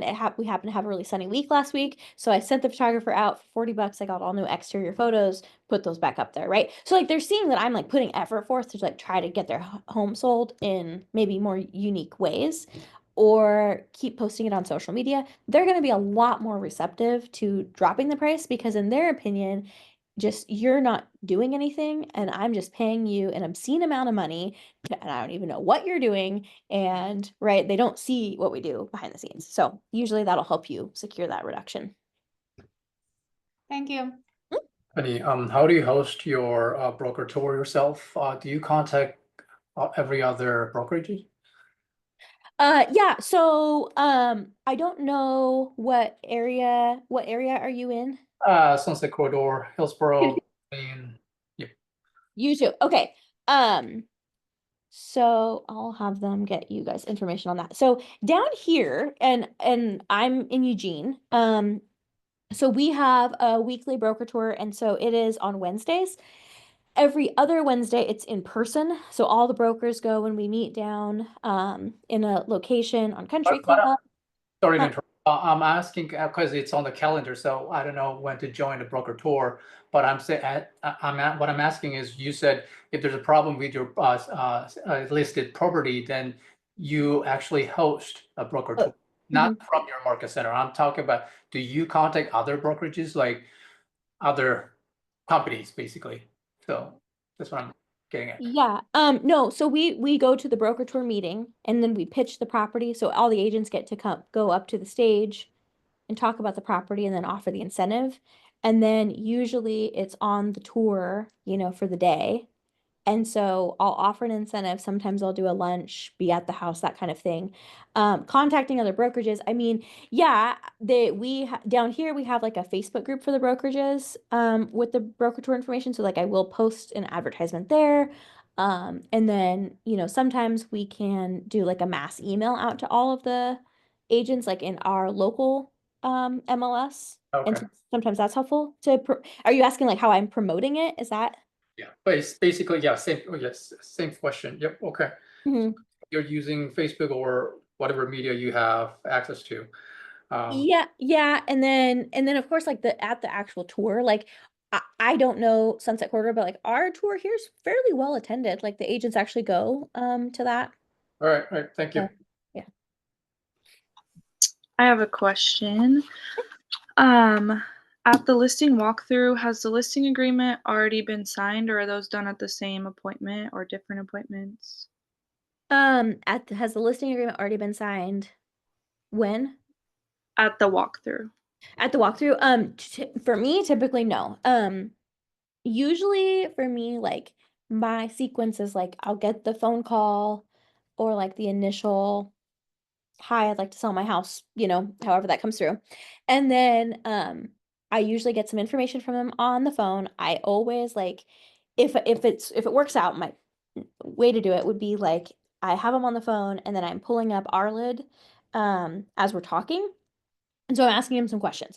Okay, Arlid shows that your house was built in 1996. Does that sound about right? It says it's 2276 square feet. Does that sound right? And so like I try to get them to tell me like, yes, the information that you have is correct, or no, it is not correct. And I will say there are occasions where county record isn't updated for whatever reason. So I get this up front because I just want to kind of understand like, okay, what am I walking into, which helps me to prepare the comparables that I would need for that listing appointment. Then I will show up at the appointment with, notepad, printed off all the comparables, printed off all the actives nearby. I have done my market research. I will typically bring a listing contract like with me at the time for them to sign if we determine that they're ready to take that step that day. So yeah, I'll show up, I do the walkthrough with them, and then usually we circle back, meet at the kitchen table, whatever, go over everything I've presented, and kind of that is the point where we decide, if we're going to move forward and then like what our plan of action is going to be. And so if we're ready to go right now, then I'll try to get them to ink the contract right now. And that way I have it signed. And I might even do it to where the date, I'll just put to be determined, price, maybe even to be determined, right? Like if we haven't like so totally settled on that. And then And that way I've like secured their listing. We can maybe figure out the date after we figure out what day we're going to have pictures, and then I'll have them like initial that change and of course get my paperwork corrected. But yeah, a lot of times that's how I'll do that. Typically I don't have it signed before I see the house.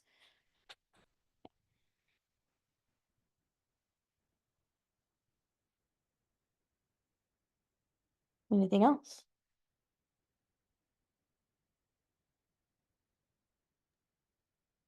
I have a question. Yeah. How do you deal with potential clients that you know, when you're asking questions that kind of help you figure out how fast you should be moving with them, or how much you should be trying to contact them? How do you deal with people who are kind of like withholding information, like, you know, don't worry about it, I just want want some things to look at, or, you know, things like that. It's kind of dodging important questions. Are you speaking in terms of like how often to communicate with them, or like about looking at houses?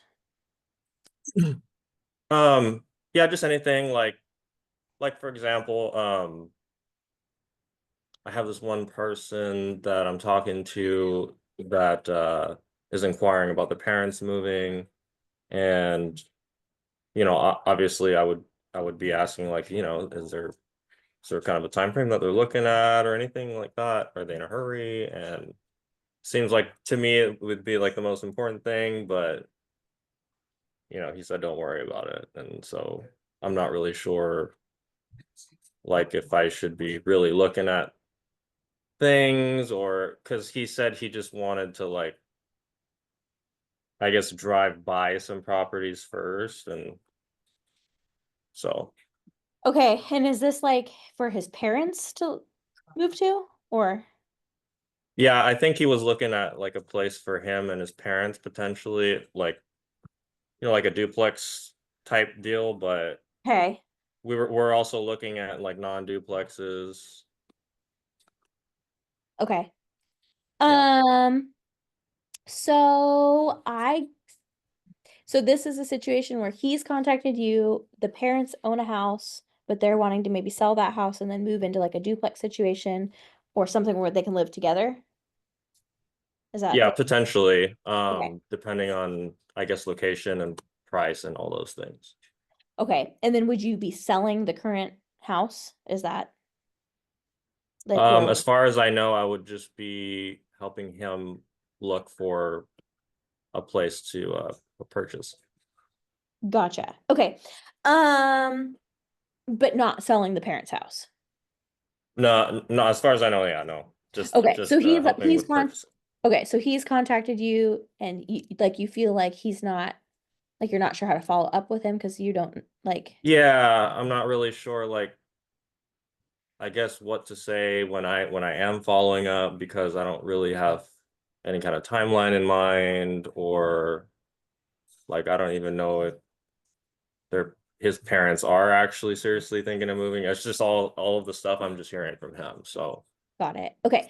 Okay, so that's a little bit of a tricky one because I think in that situation, like you don't know who the decision maker is, right? Like it might be this guy, it might be the parents, and sometimes those things can change. And when I say they can change, like I don't know the parents like situation, but what I will say is that I've had situations like this where like the kids, maybe mom and dad are elderly, or like they're maybe not in great health, or right. And so the kids are like, yeah, no, we need to get you out of the big house upstairs. We need you that's next. kind of Week." what is, yeah. Yes. Well, so the problem you are going to run into is mom and dad don't want to do that, right? Like we've been in our house for 40 years. We're going to die here. I don't want to move. This is uncomfortable. So you're dealing with somebody that wants to do this. Mom and dad don't want to do this. And sometimes there's like this interpersonal drama going back in the background that like you're not really privy to. So that could be what goes on. Now, where I say you've got one decision maker and then that changes. So like maybe at the time right now, mom and dad have the money, or who, I don't know, like in your situation, right? Like what the deal is, but that could be the case. And son or daughter is like, nope, we need to move you. They don't want to do this. What will happen is dad's going to fall and break a hip, and then the need is going to be immediate, right? And I see this so many times where it's like, you really probably should have planned for this, like before you were in an emergent situation where like you had to do it right now. Because then that's where that really kind of is not good, right? Because now they're like, there's pain, then they have to solve the pain, whereas they could have chosen probably a better property that would have been more suitable had they done it when they didn't like have to make a move right now. So that might be like a little bit of what you're dealing with. So I guess I tell you that because like don't be too hard on yourself. Like if the signals aren't adding up, like you know what I mean? Like this there could be a lot going on in the background that has absolutely nothing to do with you and nothing to do with how you're following up, and it is 100% just their own like family dynamics. So what I would do is and then the other thing is like probably just know before it becomes like super necessary, mom and dad are going to be super picky, right? Like I don't know what house they live in now, but you're probably asking them to make a pretty big downsize in this scenario. And so, they're usually kind of irritated because they're like, well, I can't take all my furniture and I can't take, they get really mad about it. So what I would do is I would probably just stay in contact with whomever it is that's reached out to you. I would set up a search on your own for like properties that are multifamily or those that maybe have like a ADU or some sort of other, unit on the property or so anything like that. And I would just kind of keep sending it to this person. And that way it'll make sure that like you are who they're going to come to when they're ready to go. Um, and again, son or daughter, like they might be totally on track. Like we absolutely need to do this, but a lot of times it's the parents. Parents are hard to raise, and so sometimes they're just really stubborn. And until the doctor says they got to do something, they're not gonna do it. So Yeah, he has his own place too right now, and he said that he's, considering moving out of that place too. So I'm not sure what the situation really is. I know that I don't want to pry too much more than I need to, you know what I mean? And ask questions that might I guess put a damper on things or totally, something like that. I get that. Yeah. But thank you. Yeah. Anything else?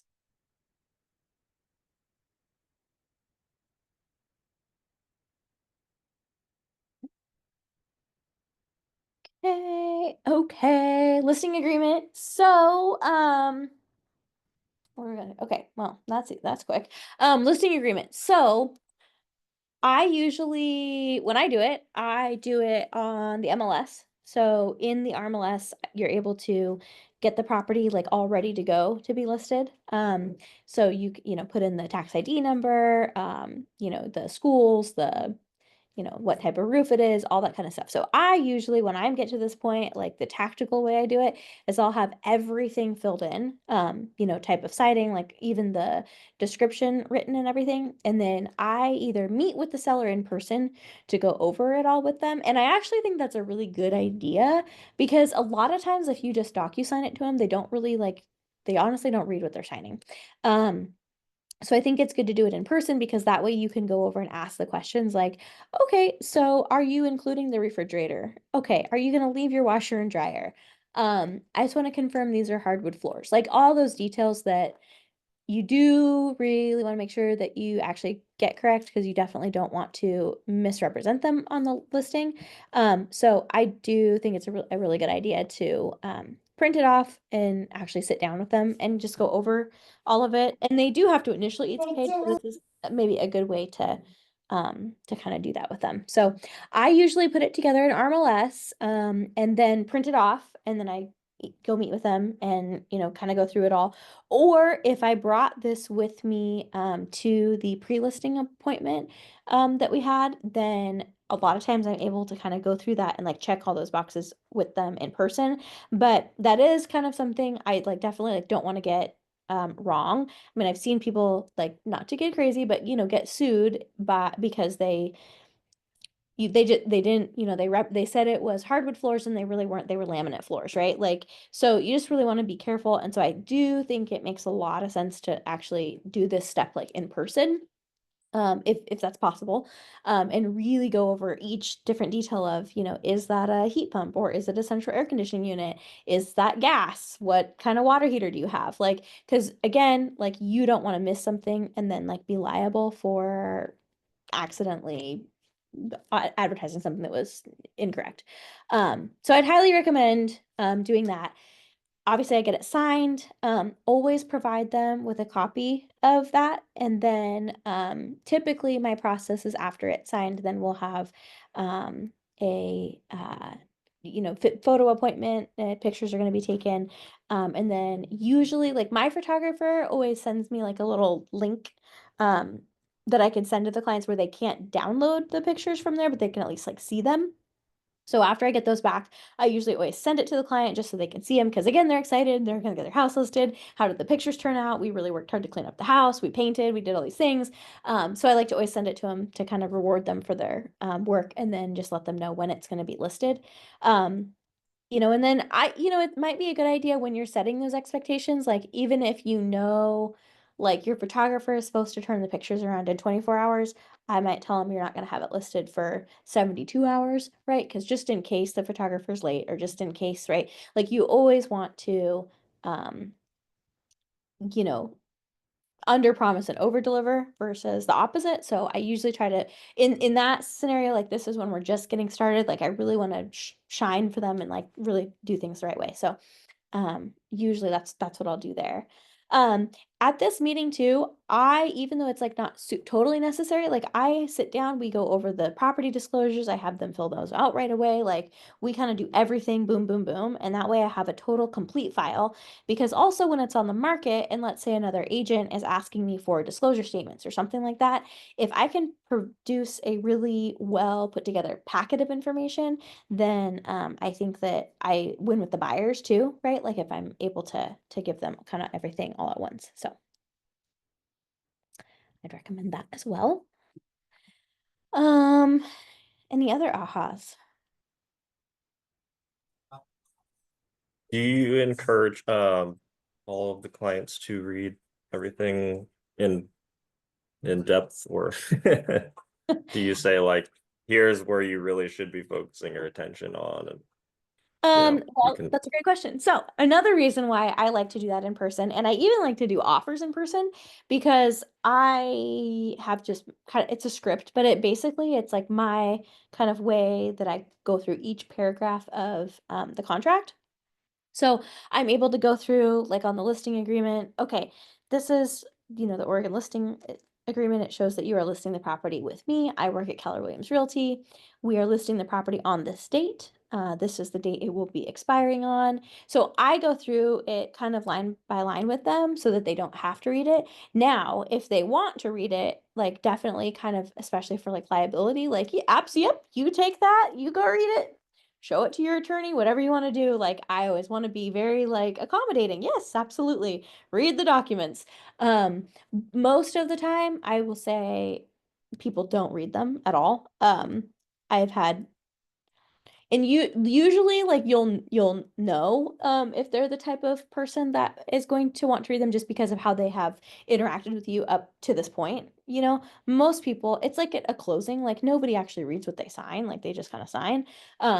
Is it more of like the type of client they are, or is it more like they've probably done this before kind of a thing that they don't read it? I would say it's like back to trust. Like they just kind of trust that whatever it is that they trust you. And so they're just like, yeah, he's my man. Like he's not going to steer me wrong.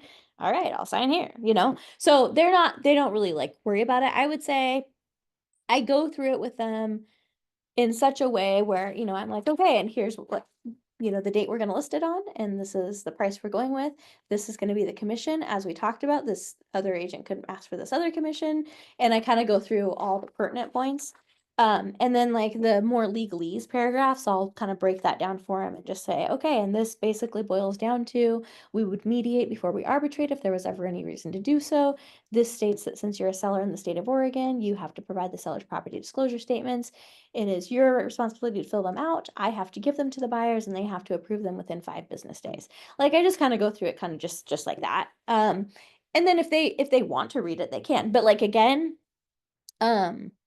so like I think there was one recently that I can think of that actually read everything line by line. And funny enough, she was one of the higher ups at the IRS and like was an auditor. So anyway, made sense. She'd read everything, right? Like, so again, Well, that makes sense. when I jokingly say like, you're gonna know, like it's gonna be somebody like that, right? Or an engineer, and they're gonna like have to study it. But by and large, most people, no, they're gonna skim over it. Now, I would if I were you, and I recommend, like, it baffles me how many agents, even those that have been in the business a long time, have never actually read the contract line by line. Like, it's really boring, but like I'd read it, because there is going to be the client that's going to ask you a question about, well, wait a minute, what does that mean? And a lot of times that stems from some situation that they heard about or that happened to their neighbor or like whatever.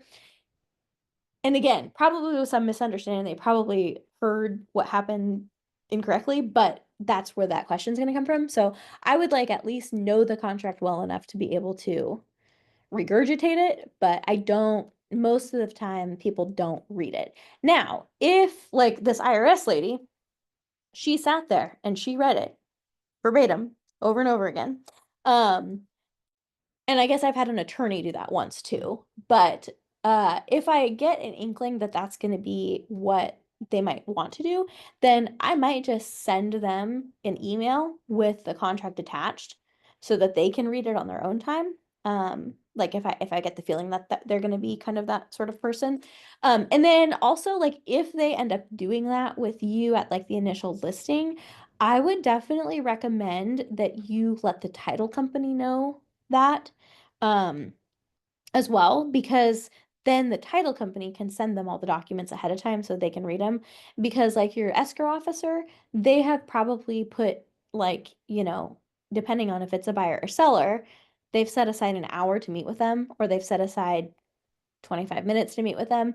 So if they're going to actually sit there and read everything, like you're going to want to let them know like, hey, by the way, this is going to be a 2-hour appointment, or it might be good for you to like send them everything so that they can read it ahead of time. And your escrow officer is going to really appreciate that, because otherwise it kind of can sort of mess with their schedule too. So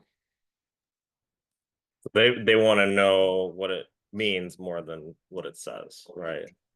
yeah, usually. And I Usually. think like they just don't want to be taken advantage of. Like they don't want there to be a hidden fee. They want to know, here's what they want to know. They want to know what the fees are. They don't want any hidden fees, and they want to know how they can get out of the contract if they need to. Everything else is just details. Yeah, because contracts can be scary. Yes. Yeah. Yeah. And I think for me, like I always like let them know I'm, you know, in the contract, okay, here's like the expiration date. But I always say, now, if at any point you decide you don't want to sell, you want to move back into the property, you would like to keep it as a rental, whatever the case may be, you just give me a call. We can cancel the contract. There's no fee paid to me or to my company for my time, photos, nothing like that. So I just kind of like I add in kind of that in my sort of script to like reassure them that you know, there's nothing that, you know, could come up that they can't like get out of. Let's see if I have a listing agreement right here. I can just go over. Okay, so for fun, here's one right here. So basically how I would go over this, and I'll just kind of show you my like script.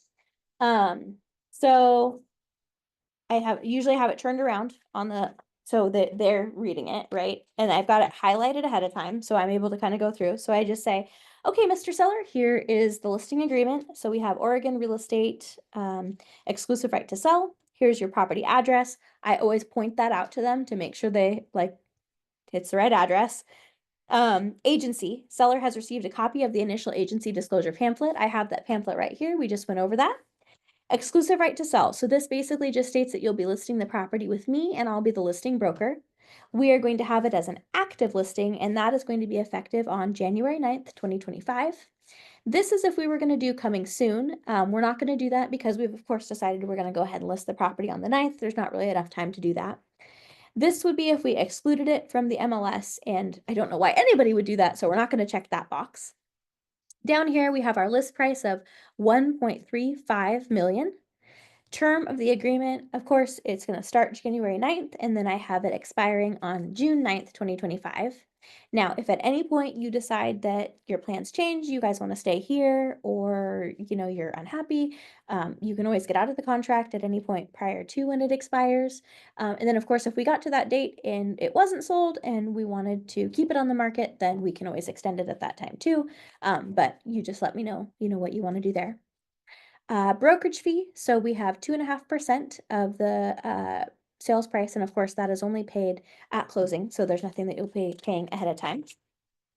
Right to compensation. So this basically just goes over in the event that I list your property on the 9th of January. Let's say you exercise your right to take it off the market on, let's say, January 30th. And during the time when I had it on the market, I had shown it to a prospective buyer, and that buyer came back and they wanted to then purchase the property from you. Basically, this clause here states that if I was the procuring cause of a buyer and they come back within 90 days after the termination, I still have the opportunity to be involved in the sale, even if it was not still on the market, if I had been the procuring cause.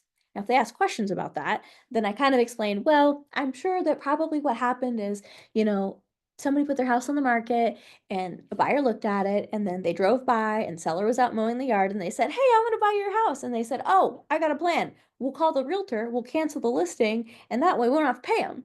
And then they negotiated. So basically, you just kind of let them know, not that I ever think that would happen, but if I had been the procuring cause, I could still be involved should you still decide to sell to that particular client. Disbursement, this just goes over forfeiture of earnest money. So as you know, when a buyer makes you an offer, they're going to give an earnest money deposit. And typically that's going to be about 1 to 2% of the sales price. So in your case, it's probably somewhere between, 10 and 15,000. So in the event that, let's say, the buyer put the earnest money down and then they backed out for some reason and you were entitled to the earnest money, you, the seller, get 100% and I get 0. And that's just kind of what you're compensated for your time in getting your house taken off the market. Insufficient proceeds. So this basically just goes over in the event that you owed more on the property than the 1.35 million we are selling it for, you are responsible to figure out how you're going to make up that difference. And then they usually laugh. Now, with that though, I always do make sure I know how much they owe. And if I ever have any reason to believe that they might be behind on payments or that they might owe more than it's worth, like I always will have the title company do a prelim and make sure that I know exactly what numbers we're dealing with, because I do not want to get into this situation where they do have insufficient proceeds, because that can be very messy. So most of the time, not an issue, but I do ask them about that. Services and authority. So this basically states that you are authorizing me to place a sign in your yard. You're authorizing me to be able to show the property at reasonable hours of the day, that I can make flyers, I can market the property, I can talk to my other brokers about it. And basically, your end of the bargain is that you agree to keep the property insured and you will keep the power on. And then they kind of laugh, especially if they're living there. Now, I will say the keeping it insured, especially if it's like a rental property or they don't have like a loan on it or something, I definitely say that, because like if somebody did go and fall and break their leg, they are liable. So I do always kind of work that into my script. And then keeping the power on, if I think that they might turn it off, like I always, and your responsibility is to keep the power on up until closing so that they realize that they can't shut that off. Again, doesn't happen very often, but it has happened. So then here, lockbox, you authorize me to place a lockbox on the property, you authorize me to put a for sale sign in your yard, and you authorize me to advertise it on the internet. Indemnity, just to hold harmless act. Attorney's fees, should you seek counsel of an attorney for any reason with regards to the sale, this just states that you have full rights to be able to do that. However, you'd be responsible for your fees in doing so. Dispute resolution, this just boils down to we would mediate before we arbitrate if there was ever any reason to do so. We are members of the National Association of Realtors and are bound by their code, and so that's what we're required to do.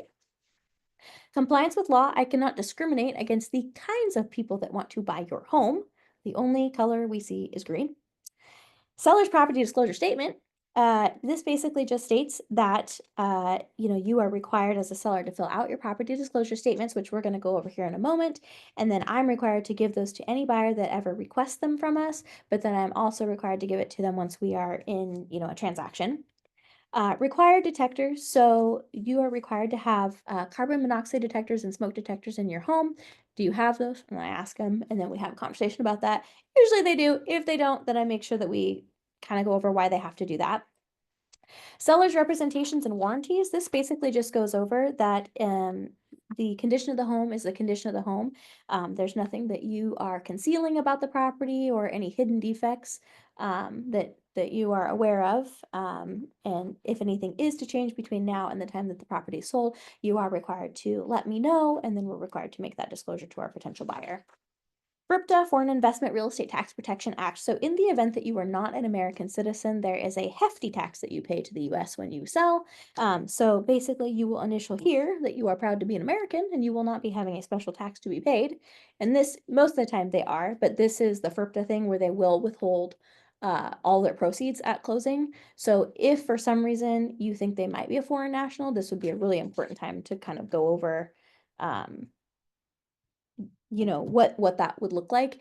Basically, if they have questions about this, what will happen is the title company, they have to verify that they are in fact citizens. And if they are, then the title company can disperse their proceeds. If they are not, then the title company has to hold all of their proceeds. So they cannot get any of their money until after the IRS has determined if they owe anything in taxes. So most of the time, it's not going to be a problem. Every now and then you might, and I've actually had a couple of these. So I just kind of probably, if that came up, I would just say, okay, great, we're going to go ahead and get the title company involved now so we can kind of get that all handled so that you don't have to do it at closing. But most of the time they chuckle. They're like, yep, nope, I don't want to pay any extra taxes. Let me initial that. Nope, we're good. Additional provisions, there's none here, and then modification, no provision of this agreement can be changed or modified unless we all agree to it in writing. And then your signature lands here. And then they say, okay, and they sign it. So. And then the other part of the contract, the rest of it here is like the data input form. So this is where I usually do sit with them and I kind of go through, like I said, like there's the things that like, I mean, there's things here I usually say is a lot of these things are non-negotiable, like your tax ID number, the schools that it feeds into, your legal description. But I do want to kind of go over that we have your square footage is 2582, your built was 2021, your siding is hardy plank, your roof is a composition shingle, you have a gas hot water heater. Like I'll kind of ask these questions just to like make sure all of this stuff is accurate, because again, I don't want to misrepresent some sort of thing with a mechanical system or something like that. And then the last thing I do too, so there's the section on here that has like where you write your description. So usually if I've already written it, I just kind of slide it over and I let them read what I wrote. Other times, a nice tactic is to be like, okay, so this is kind of like the description where I write, lovely home and quiet cul-de-sac, and they sort of chuckle. And then I'm like, is there anything else that you'd want to make sure that I highlight about your home in the description? And this is where they're going to say, oh, well, you need to talk about my new shed, and you need to talk about this, and you need to talk about that. And then I just kind of make a bunch of notes, and then I'll kind of just sort of work all of those different things into the description there. So, and then I do the private remarks. I do usually ask them like, okay, so on the private remarks here, this would be like for agents when they're showing your house. If there's anything that maybe they need to know when they're in your home, like, don't let the cat out, or, your deadbolt sticks. So I kind of like try to go over with them. Is there anything else in the house like, that might be important? Are you going to leave your dog here? That kind of thing. And work that into there. And then I usually always say, and by the way, like if anything happens, like if somebody leaves the back door unlocked or something, just let me know and we can always add an extra note in there at any time. And then the rest of it's just kind of check boxes and we go through that and they initial and that's all. Make it sound so easy. Thank you. Anything else?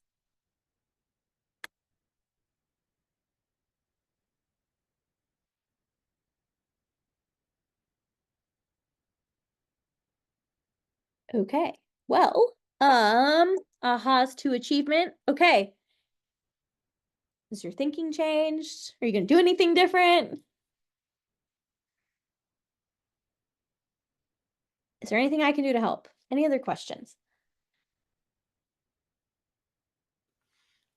That was all new to me, and you explained everything really great, so I appreciate it. Good. I'm glad. Yeah, fantastic. Have some new tools to go tackle some client objections with. Good. Good. Good.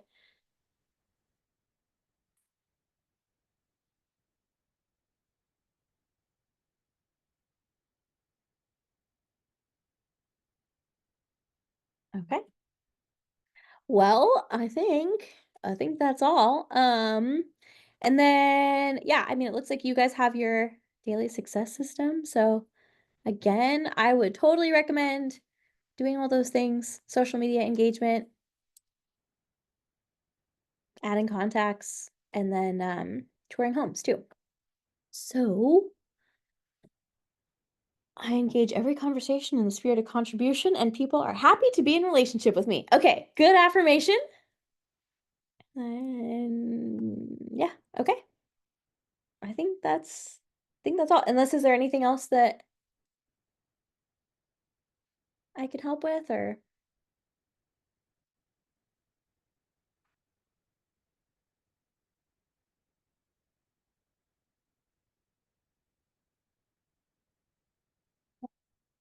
okay. Well, for those of you in my market center, I am super happy to help you with anything here. I'm always here. Just come find me, call me. Sunset Corridor, I'm gonna find out some more information for you guys on a couple things, and happy to help you guys too. But I'm not as much of an expert up there. So anyway, thank you all for being here, and you're all gonna kill it. Thank you, Stephanie. That was Thank you. fantastic. Thank you. That was amazing. Thank you Thank so you. much. You bet. Alrighty. Bye.